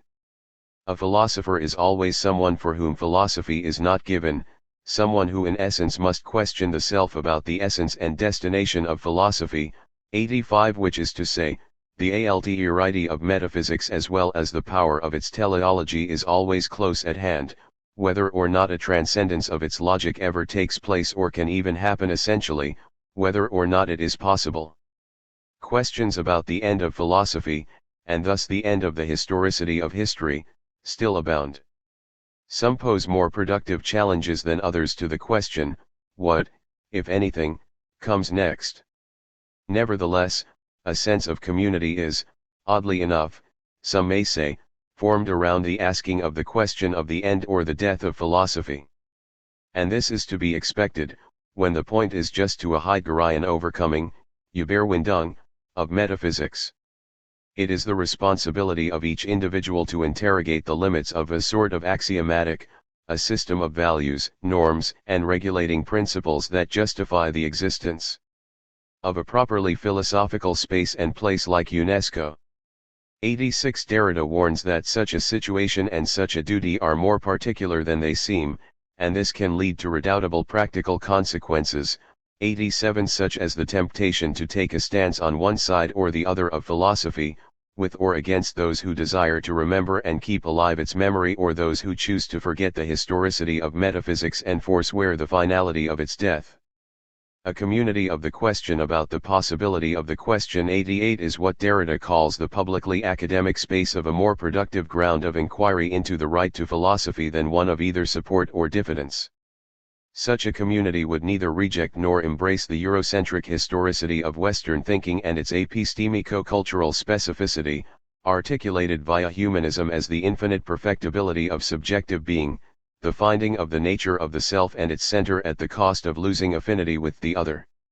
It could not reject or embrace this historicity, because it is a community of the question, a community wrought of dissensus and not of consensus. Its potential lies in the openness of its capacity to honor and respect the value of difference, to welcome the impossibility of alterity, but not to dismiss or celebrate the ground of occurrent memory for its own sake, over the unfamiliar archive of another. So, rather than dismantling the arguments of those who would like to see the demise of the right to philosophy and its Eurocentric historicity, Derrida has attempted to answer and is continuing to address the larger question of the death of metaphysics and of its future, both directly and obliquely, because none of the answers posited as yet do justice to the persistent problem of finding a way out of philosophy. Certainly, there is an aporia at work here that seeks refuge in its displacement. Derrida construes its difficulty in the following way. This Eurocentric discourse forces us to ask ourselves whether today our reflection concerning the unlimited extension and the reaffirmation of a right to philosophy should not both take into account and delimit the assignation of philosophy to its Greco-European origin or memory. At stake is neither contenting oneself with reaffirming a certain history, a certain memory of origins or of Western history of philosophy, Mediterranean or Central European, Greco-Roman, Arab or Germanic, nor contenting oneself with being opposed to, or opposing denial to, this memory and these languages, but rather trying to displace the fundamental schema of this problematic by going beyond the old, tiresome, worn-out, and wearisome opposition between Eurocentrism and anti-Eurocentrism. One of the conditions for getting there, and one won't get there all of a sudden in one try, it will be the effect of a long and slow historical labor that is underway, is the active becoming aware of the fact that philosophy is no longer determined by a program, an originary language or tongue whose memory it would suffice to recover so as to discover its destination. Philosophy is no more assigned to its origin or by its origin, than it is simply, spontaneously, or abstractly cosmopolitical or universal. That which we have lived and what we are more and more aiming for are modes of appropriation and transformation of the philosophical in non-European languages and cultures. Such modes of appropriation and transformation amount neither to the classical mode of appropriation that consists in making one's own what belongs to the other, here, in interiorizing the Western memory of philosophy and in assimilating it in one's own language, nor to the invention of new modes of thought, which, as alien to all appropriation, would no longer have any relation to what one believes one recognizes under the name of philosophy. 89. No discourse or disciplined body of knowledge claiming epistemic status, such as philosophy is and does, self-consciously undermines its grounding conceits in both methodology and content. The principle of non-contradiction forbids it.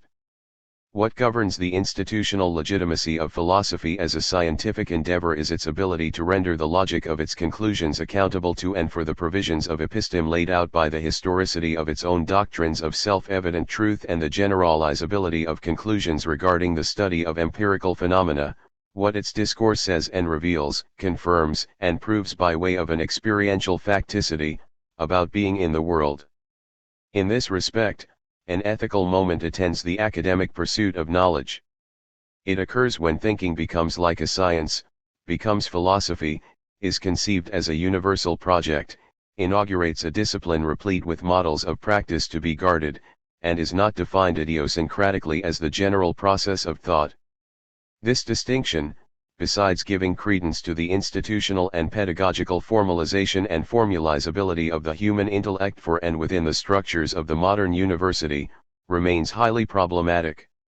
The division between philosophy and Denken, thinking, 90 reinforces the ethico-epistemic specificity of academic responsibility by setting down the template for marking out the limits of the paragon of a community, to be instituted, whereby the laws it creates ultimately support and mobilize a dividing line that distinguishes those who belong to it from those who do not and, in all probability, never will.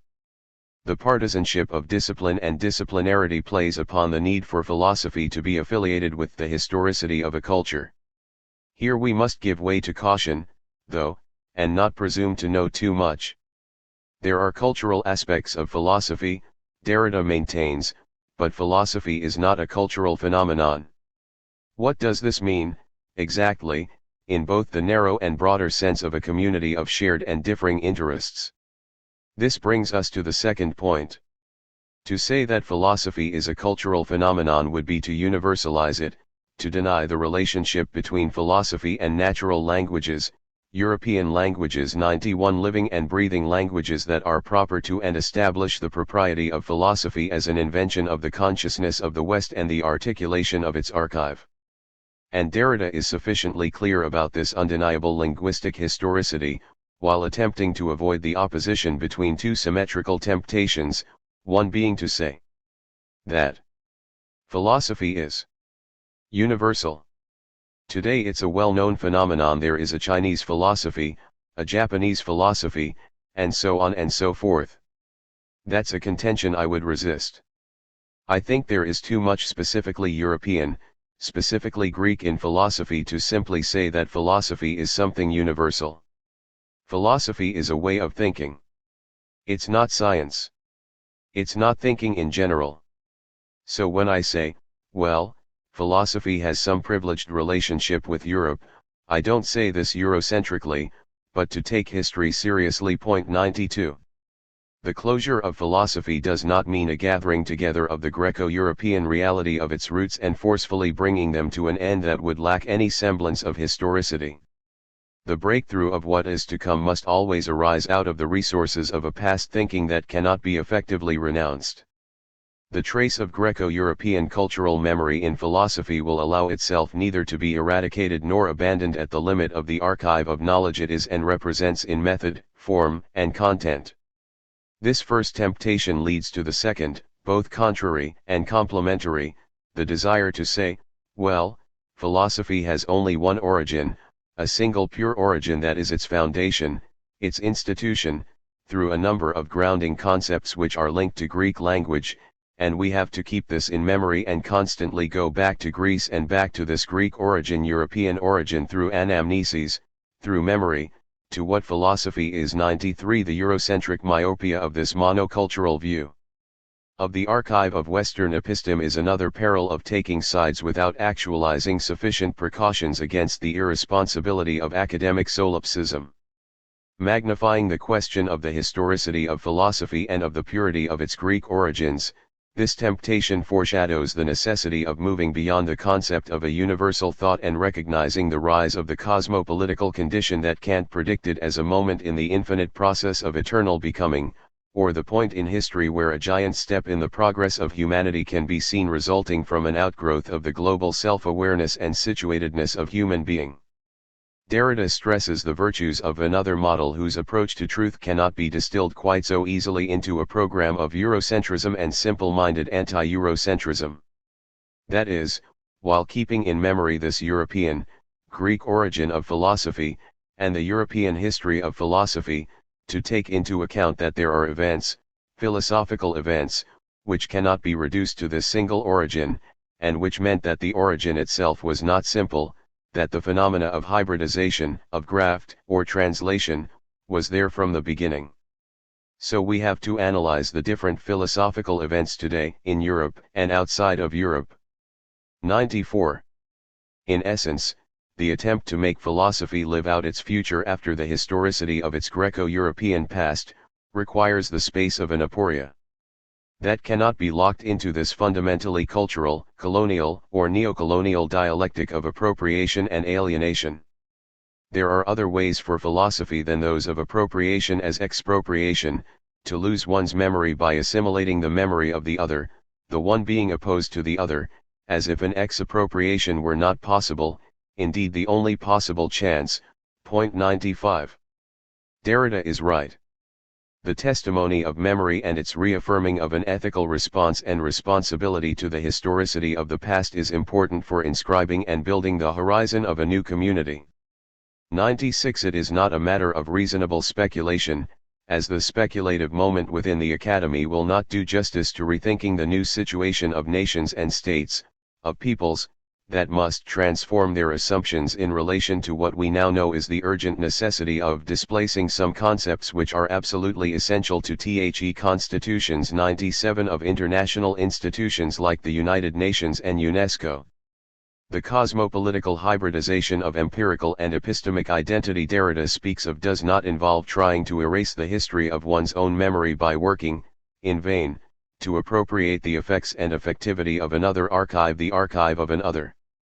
Nor does it imply making an attempt to start over without history, to efface the contextual and institutional specificity of subjectivity through a haphazard rejection of the philosophical grounding of one's sense of being in the world. On the one hand, a rethinking of Eurocentrism and anti-Eurocentrism as symptoms of a colonial and missionary culture. 98 would facilitate other beginnings and other directions for the infinite progress of human being. On the other, a concept of the cosmopolitical still determined by such opposition would not only still concretely limit the development of the right to philosophy but also would not even account for what happens in philosophy.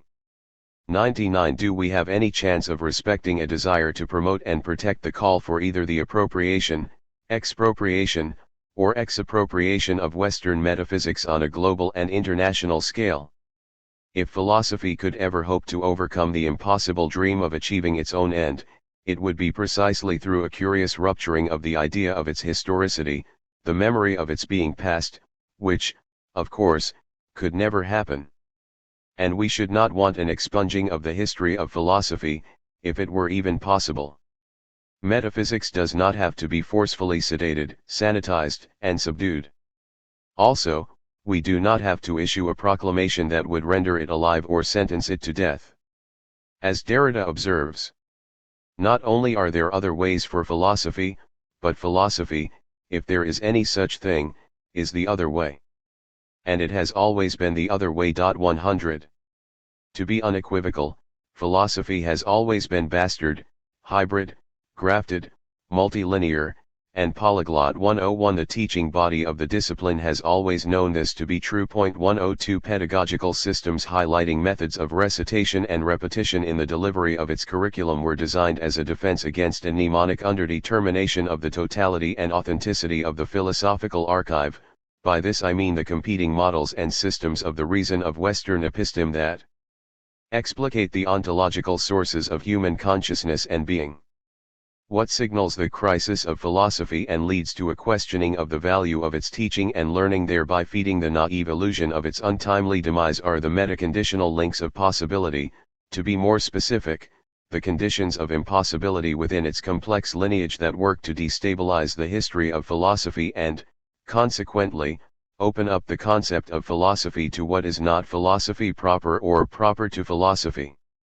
It is this realization of an originary difference already present within the writing of its archive that displaces and dislocates its authority to signify and speak for the truth of itself. The immutable trace of the difference of an other thoroughly permeates the historicity of Western knowledge, for philosophy has never been the unfolding responsible for a unique, originary assignation linked to a unique language or to the place of a sole people. Philosophy does not have a soul memory. 103. We will now consider the third point. The working within and against a tradition of canonical associations wrought by the instauration of memory and the limitations of its capacity exemplified in the act of forgetting, lethe, brings out the tensions of disassociation and dissonance that redefine the path of metaphysics. To achieve a spatial and temporal closure of first philosophy involves a segue to something other than philosophy, a thinking of philosophy lacking philosophy, where we must adjust our practice of the history of philosophy, our practice of history and of philosophy, to this reality, which was also a chance and which more than ever remains a chance. 104 For the impossibility of realizing the headings of a philosophy yet to come. Derrida anticipates the post-metaphysical future taking place along the lines of a debt and duty to the tradition of the past, traced out by the limitations of memory and its openness to an expansion of the difference of itself as the kura of the other. It is not only a matter of affirming the existence of philosophy, but of recognizing and acknowledging its natural right to determine the grounds for asking the questions about its sources, its limits, paras, linea, and its future, if only to establish the boundaries of debt and duty that would serve to prepare us for a thinking of what comes next from what came before. Philosophy, Derrida says, has always insisted upon this, thinking its other. Its other, that which limits it, and from which it derives its essence, its definition, its production.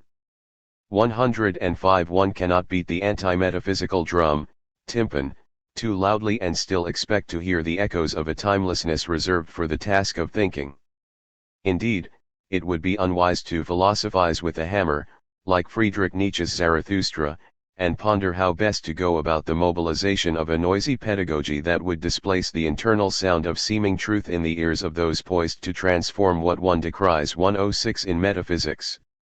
As Derrida has warned, in taking this risk, one risks nothing at all. 107 For what is unthought and therefore untaught always already opens the future of a history of thinking and directions of teaching that are yet to come, avenir, Zukunft. If an institution, and this word takes in philosophy, imbibes and performs it is true to its constitution and its name, it must allow for the opportunity to inaugurate something new out of its ground, the undying memory of the old, to repeat the ethico-political performance of its founding contract and its obligations to the legitimacy of the other in an affirmative way, to criticize, to transform, to open the institution to its own future. 108 Derrida explains. The paradox in the instituting moment of an institution is that, at the same time that it starts something new, it also continues something, is true to the memory of the past, to a heritage, to something we receive from the past, from our predecessors, from the culture. If an institution is to be an institution, it must to some extent break with the past, keep the memory of the past while inaugurating something absolutely new. So the paradox is that the instituting moment in an institution is violent in a way, violent because it has no guarantee. Although it follows the premises of the past, it starts something absolutely new, and this newness, this novelty, is a risk, is something that has to be risky, and it is violent because it is guaranteed by no previous rules. So, at the same time, you have to follow the rule and to invent a new rule, a new norm, a new criterion, a new law. That's why the moment of institution is so dangerous at the same time. One should not have an absolute guarantee, an absolute norm, we have to invent the rules. Point 109. Deconstruction welcomes the risk of participating fully in the awkward tensions between the conservation and violence of this moment of institution and the originality or newness that it produces. It embraces the opportunity to go where it cannot go and to usher in the impossibility of experiencing an other heading by pushing the limits of the predictability of the possible. That is what deconstruction is made of, not the mixture but the tension between memory, fidelity, the preservation of something that has been given to us, and, at the same time, heterogeneity, something new, and a break. The condition of this performative success, which is never guaranteed, is the alliance of these two newness. Point 110. This may help to explain the reason why Derrida has been empirically and philosophically present in the role of instigator or invited guest, or both at the founding of so many programs and institutions. Deconstruction enacts, in itself and for itself, in the name of being responsible and just, to the alterity of the other, an affirmation of the difference of the wholly other, tout autre, by mobilizing and navigating the tensions between, 1. What is undeconstructible, unforeseeable, à venir, to come, and, 2. What is deconstructible, the rule of law, its structural security and the foundation itself, so as to create the conditions for initiating something new. And this leads us back to the question of space and place, of disciplinarity and democracy, and the problem of determining who has the right to philosophy. Not an easy task, as we will see. So, is the question of the right to philosophy also a question of democracy and of the right of all to participate in the curricular orientation of a public education? For example, who should study philosophy, how should it be taught, what should be taught, and why? And what does this imply for academic responsibility, for the future of philosophy, and for the educational institution, for the academic responsibility of the institution of philosophy education? The question of the right to philosophy is precisely a question of democracy and of the validity of its systems of governance, of which the institution of pedagogy is a vital element.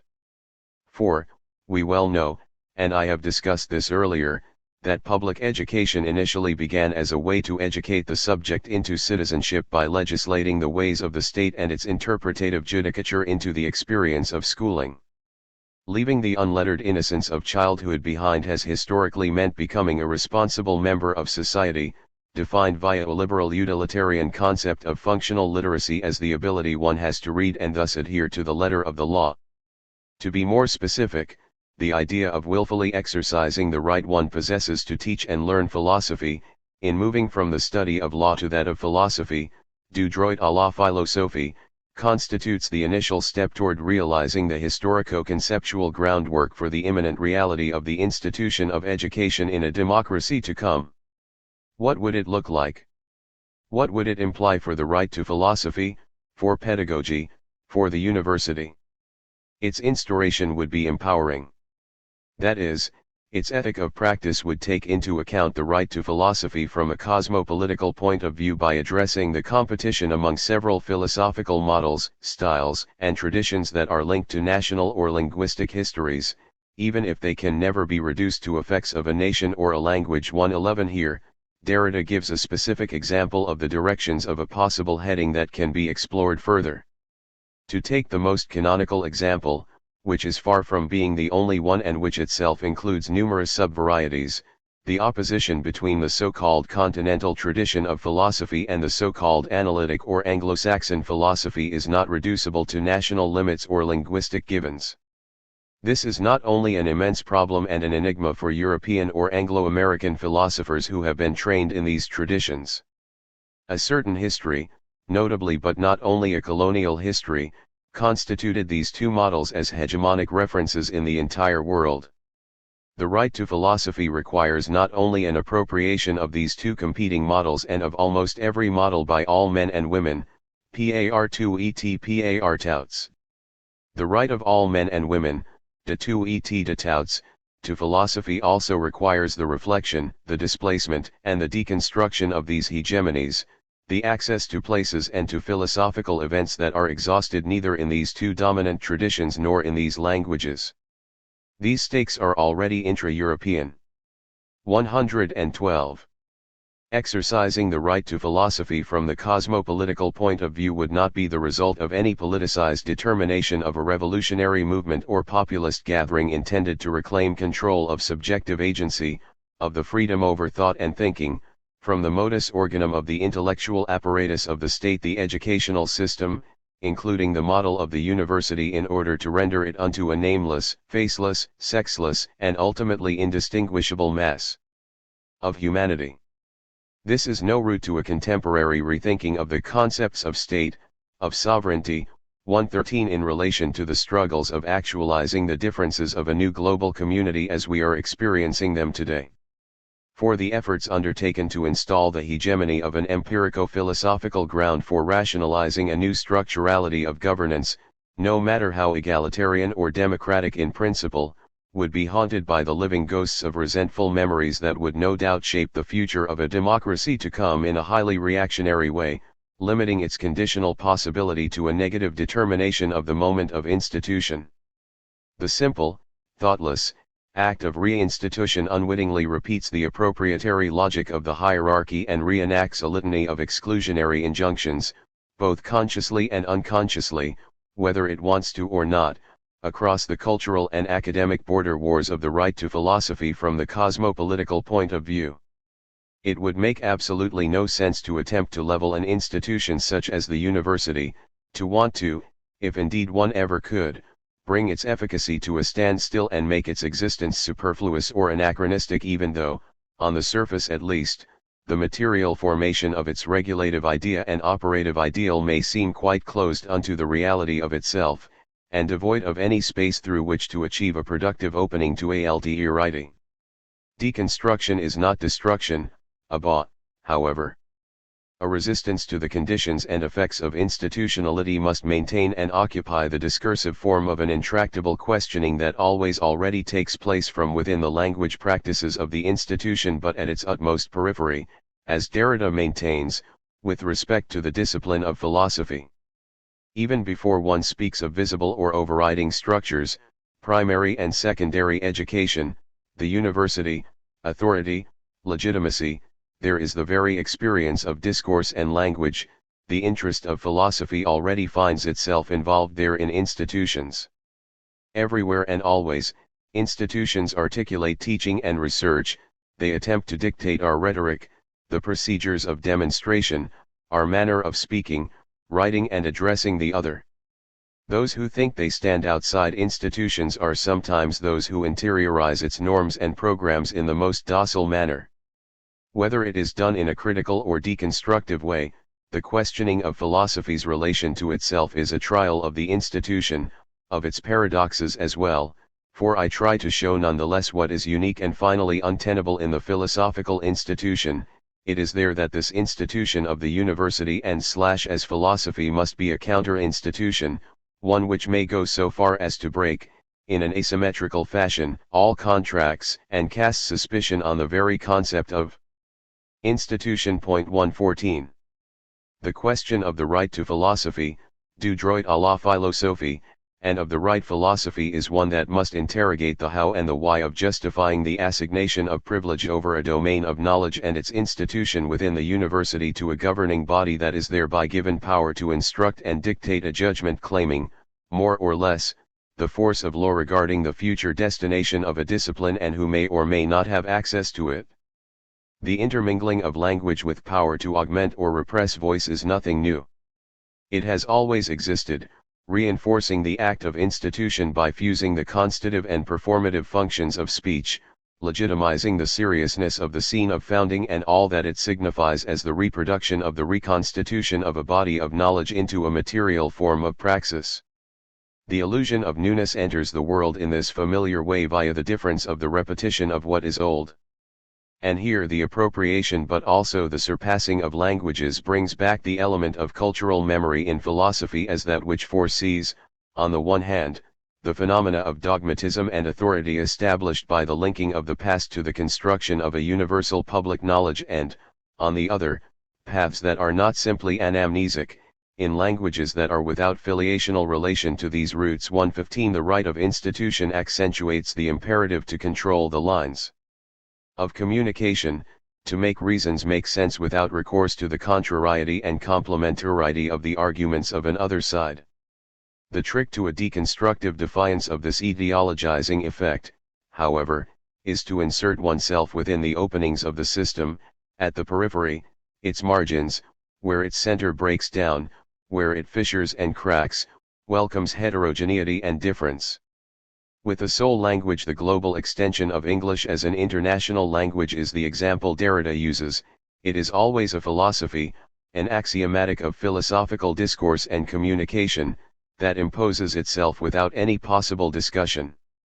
116 By not preserving, at the very least, the due process of an open and public discussion on matters educational, and for our purposes philosophical also, then justice is not served, is not accounted for, and is thus not seen as being served with respect to reinforcing the socio-historical preconditions of an affirmative reconciliation of the self with the other in the arena of civic discourse, something that is a necessary and integral feature of the legal and ethical outworkings of a participatory democracy.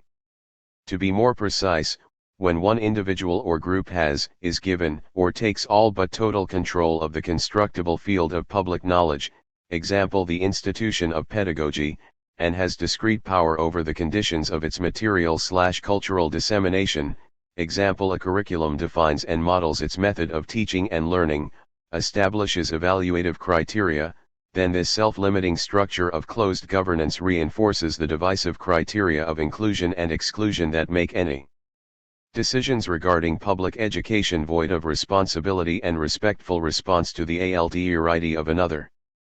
Such is the power of right, and the sense of its law, for it is forcefully bestowed and exercised freely and autonomously without the necessity of providing a reason, justification, or explanation. Deconstruction counters the hegemony of a universal language and the monodimensional references of its teaching and learning by stressing the ties between philosophy and the idiomatic. The right to free thinking and its expression without fear of punishment or reprisal characterizes the democratic imperative. For Derrida, this not so obvious relationship between the everyday utility of philosophy and what it enables one to achieve in the unique contexts of an infinitely perfectible life world is what concretizes the value of knowledge and liberates the utterance and circulation of ideas in the public sphere. It is a matter, then, of difference and of democracy, of putting philosophy into operation each time in an original way and in a non-finite multiplicity of idioms, producing philosophical events that are neither particularistic and untranslatable nor transparently abstract and univocal in the element of an abstract universality. 117 A sovereign monolingualism, Derrida contends, obliges the responsibility of a response by way of a questioning of the question, the legitimacy of its space and place.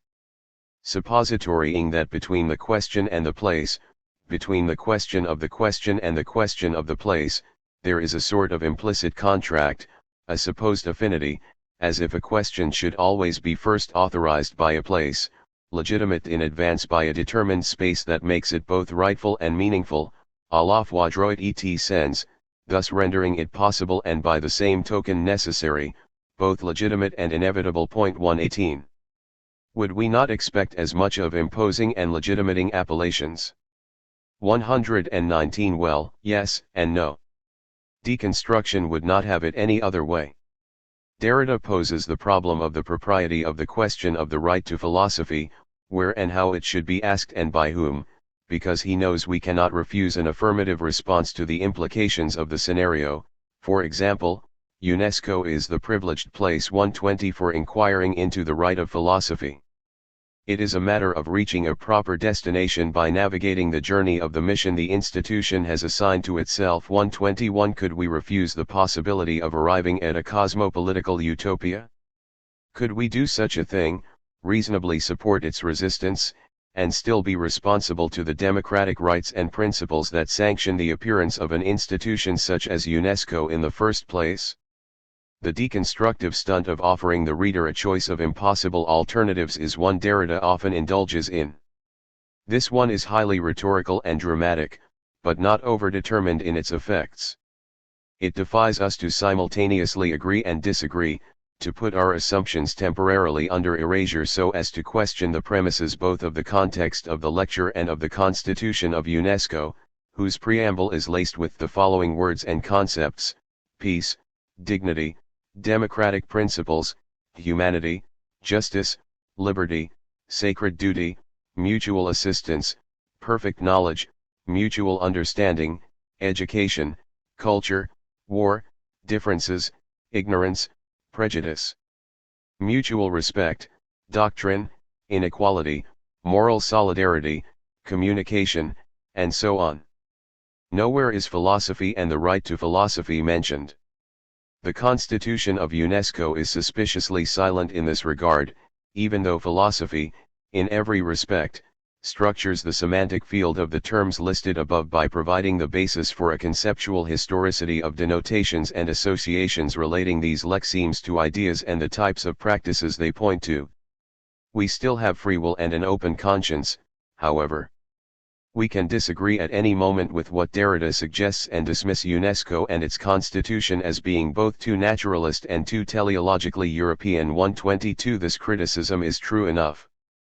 And UNESCO does eschew acknowledging its debt and duty to philosophy, preferring as a reactionary and new institution to concentrate instead on the securing of educational rights and the profusion of a scientific knowledge that champions forms of research whose intentionality is guided by and directed toward the predetermined ends its constitution spells out. A pedagogy of technological advancement becomes the chosen way to achieving economic success, in turn a precursor to democracy and cosmopolitical communication. 123 Relating to the effects of this curricular intention, Derrida has an unfulfilled wish to sustain and expand an exploration of the extent to which philosophy is in solidarity with the movement of science, in different modes, 124 which he expresses in the form of a deconstructive hypothesis.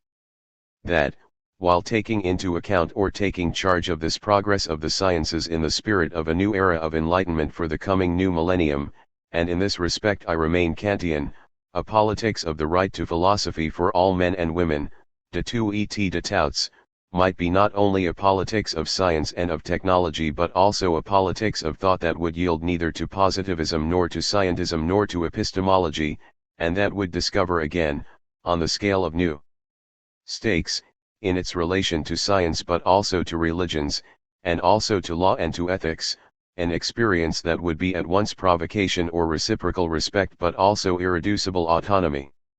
In this respect, the problems are always traditional and always new, whether they concern ecology, bioethics, artificial insemination, organ transplantation, international law, etc. They thus touch upon the concept of the proper, of property, of the relation to self and to the other within the values of subject and object, of subjectivity, of identity, of the person, that is, all the fundamental concepts of the charters that govern international relations and institutions, such as the international law that is, in principle, supposed to regulate them. 125.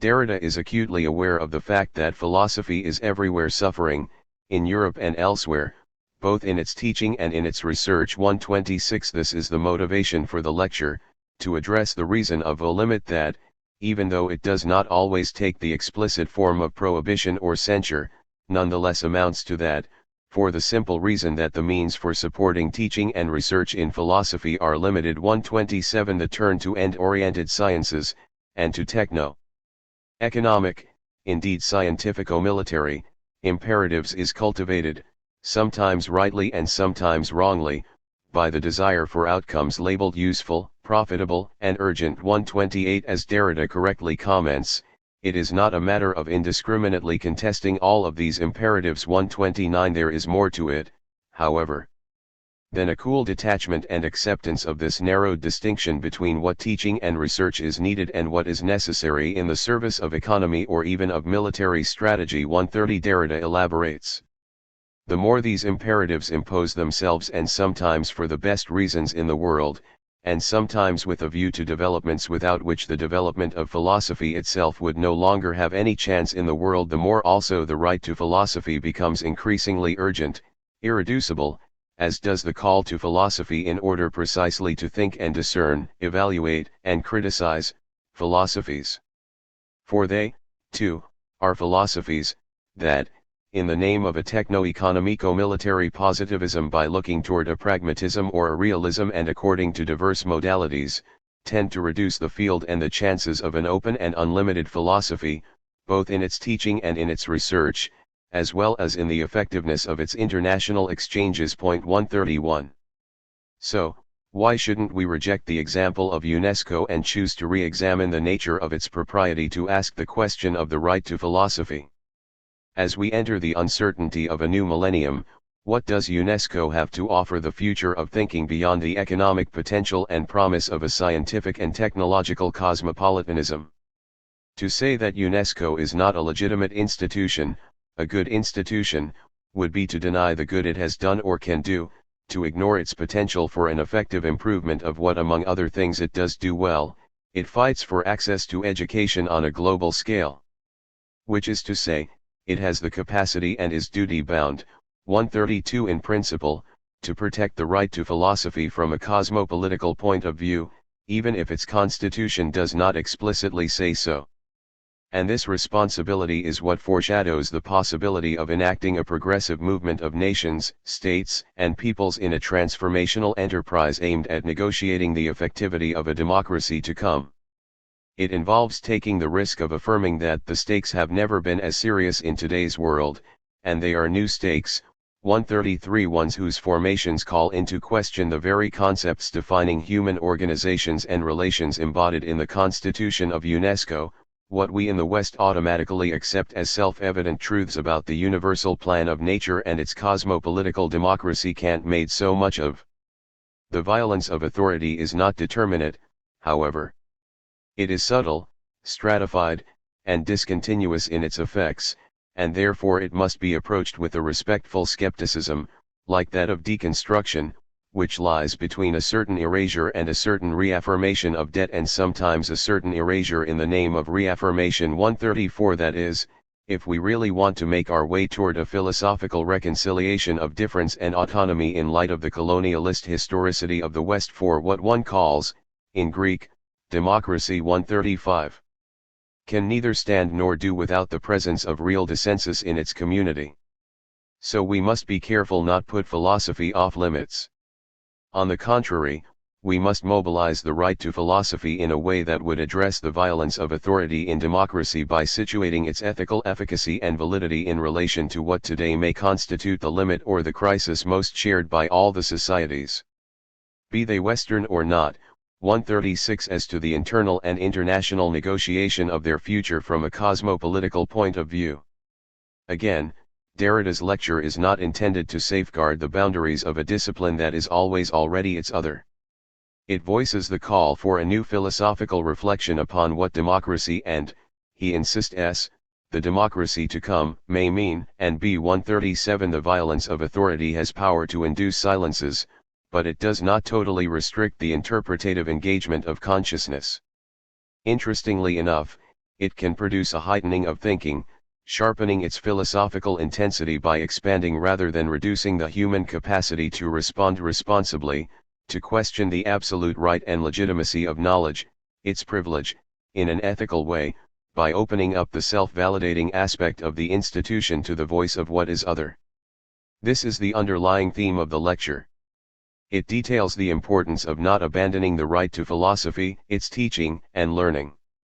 For what Derrida maintains will and can happen, and what he hopes for, is a reconfiguring of democracy according to a post-Kantian view of cosmopolitanism. Through a fundamental interrogation of the ground of the reason of UNESCO, its mission in practice and in principle, deconstruction locates the transformative field of its hermeneutic constellation among several registers of debt, between a finite debt and an infinite debt. 138. That articulate the space between the place of the question of philosophy, the question of the place of philosophy, and the question of philosophy, that would, hence, situate the ethical impetus of the interpretative domain of the institution within the structural locality of its right to question the question of the right to philosophy, as well as the nature of institution and institutionality in relation to the cosmopolitical. Deconstruction, we must recall, is above all affirmation. Its yes, yes, come, is a confirmation of its unconditional acceptance of the other, rooted in an infinite responsibility for and to the other, whose deferral and difference, whose difference, it faithfully protects at all costs, without reservation or doubt. Safeguarding the possibility of the question of the right to philosophy, deconstruction heralds the impossibility of a teaching of the self to be open to learning from the alterity of the other. That is, the integrity of deconstruction is tied to its original and originary aim of raising the spirit of human perfectibility through its vigilance toward the ethical terms of what constitutes a just response to difference and otherness, and the infinite responsibility that comes with this unprovoked and selfless affirmation. Last words, questions and prayers. To return to the question of the right to philosophy and to renew the framing of its articulation within the question of the question. I am referring also to its institutional place of asking, which may also be a space of meditation. A question is like a prayer, its hope needs to be answered, though not always, for a question that in the form of its expression authorizes and is authorized by the law of its origins is always a prosthesis of the origin. 139. The clash between the interdiction of a line of inquiry and the heteronomy of its language is an obvious dissonance that pushes at the internal limits of the institution. But what of the legitimacy of the unauthorized question? In going counter to the authority of the right to question by exercising the freedom of its own right to counter-question the legitimate code of a dutiful response and responsivity, the terms of the responsible response, does it not also arise from the same ground that it questions, of which it is an other part? I should think so. At least, this is what Derrida alludes to, leaves out, yet allows us to fill in regarding the question of the future of philosophy, and who can and should be able to, indeed who should have the right to, respond to it. The ethical dimension interposes itself here again. It did not really leave us with respect to what I previously called the problem of the death of metaphysics, conceived as either closure or end. For the incipit of the question of philosophy, we must not forget, also involves the task of how to go about negotiating the question of the right to philosophy, and by extension, who should do it, and where, in what space. And here we arrive back at the beginning, where we first started, in the difference of that space between us, me, and you. About the authors. Jacques Derrida was, until his retirement, director of studies at the École de Hautes Études and Sciences Sociales. His most recent texts are due to Emmanuel Levinas and Monolingualism of the Other, or, the Prosthesis of the Origin, works of mourning. Peter Pericles Tryphonas teaches social and cultural studies in education at the Ontario Institute for Studies in Education at the University of Toronto. He has taught at schools and universities in North America and Europe. His most recent books are The Ethics of Writing, Derrida, Deconstruction and Pedagogy, Umberto Eco and Football, and Pedagogies of Difference, Rethinking Education for Social Justice.